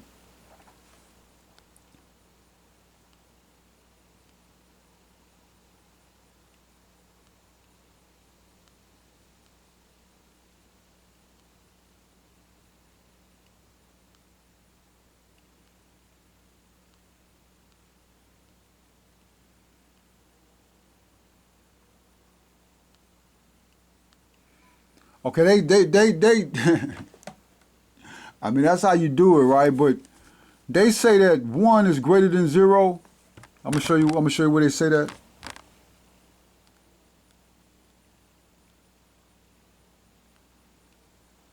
Really, you could do it. You need to do it from the trichotomy principle because it's variables. But they say that. See what it says right here? Using the additive property of inequalities.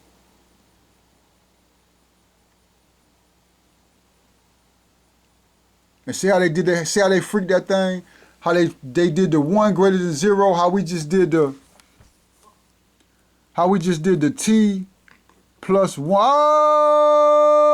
Allahu Akbar. Allahu Akbar. La ilaha illallah. Remember how we said t plus 1 times t factorial is greater than 2 to the t plus 1 power?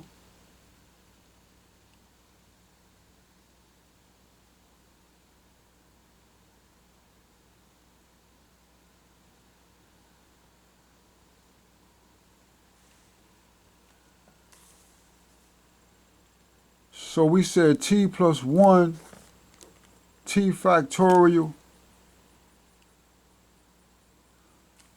is greater than 2 times 2 to the p power.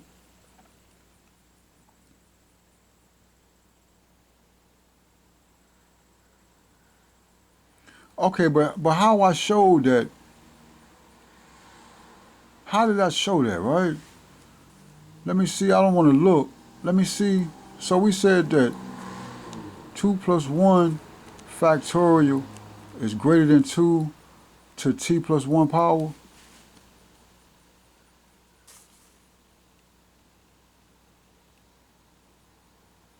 Yeah, how did I show that, brothers and sisters? I forgot all about that, right? Let me see how I showed that. Yo, I didn't just hit a brain flaw, right? Yeah, we know that part, but how did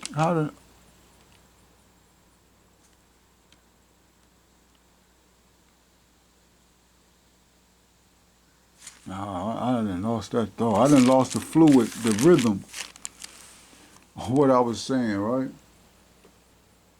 Okay. See, when you get so high up, and then you just lose focus, right? But you see right here, they say 1 is greater than 0. 1 greater than 0 implies that 1 plus 1 is greater than 0 plus 1. Now, this is a maneuver that you should learn how to do. You should learn how to do this. This is one of the most fundamental things when I first started studying math, how they was doing that, how I had never known that that's how you manipulate the inequality signal, sign. And then but you got to prove 1 greater than 0? Actually, you could prove it. That's a good point. Because 0 has no value. That's how you prove it. That's how you prove it to be true. So if you're talking about counting numbers, every counting number is greater than 0. Remember now, 0 is not a counting number. It's a number, it's a counting, well, okay, 0 is not a counting number. 0 is a number used for continuity.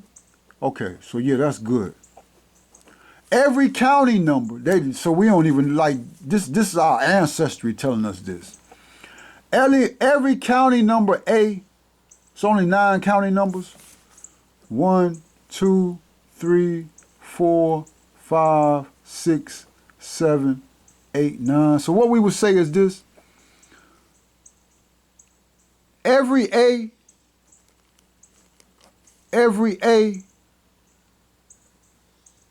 in the counting number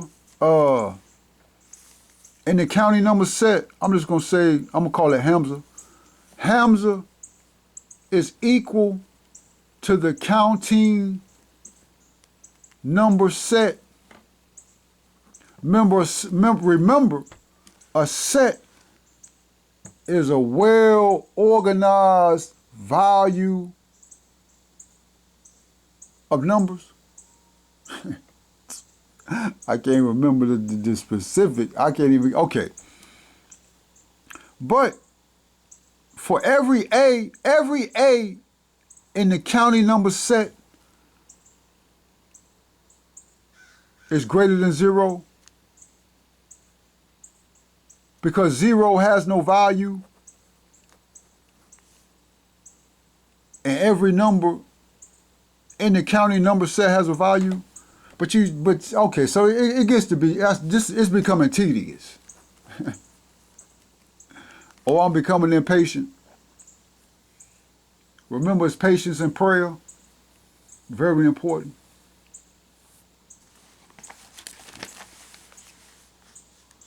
Okay, brothers and sisters, I'm going to close it up. A'udhu billahi minash shayateen rajim. Bismillah.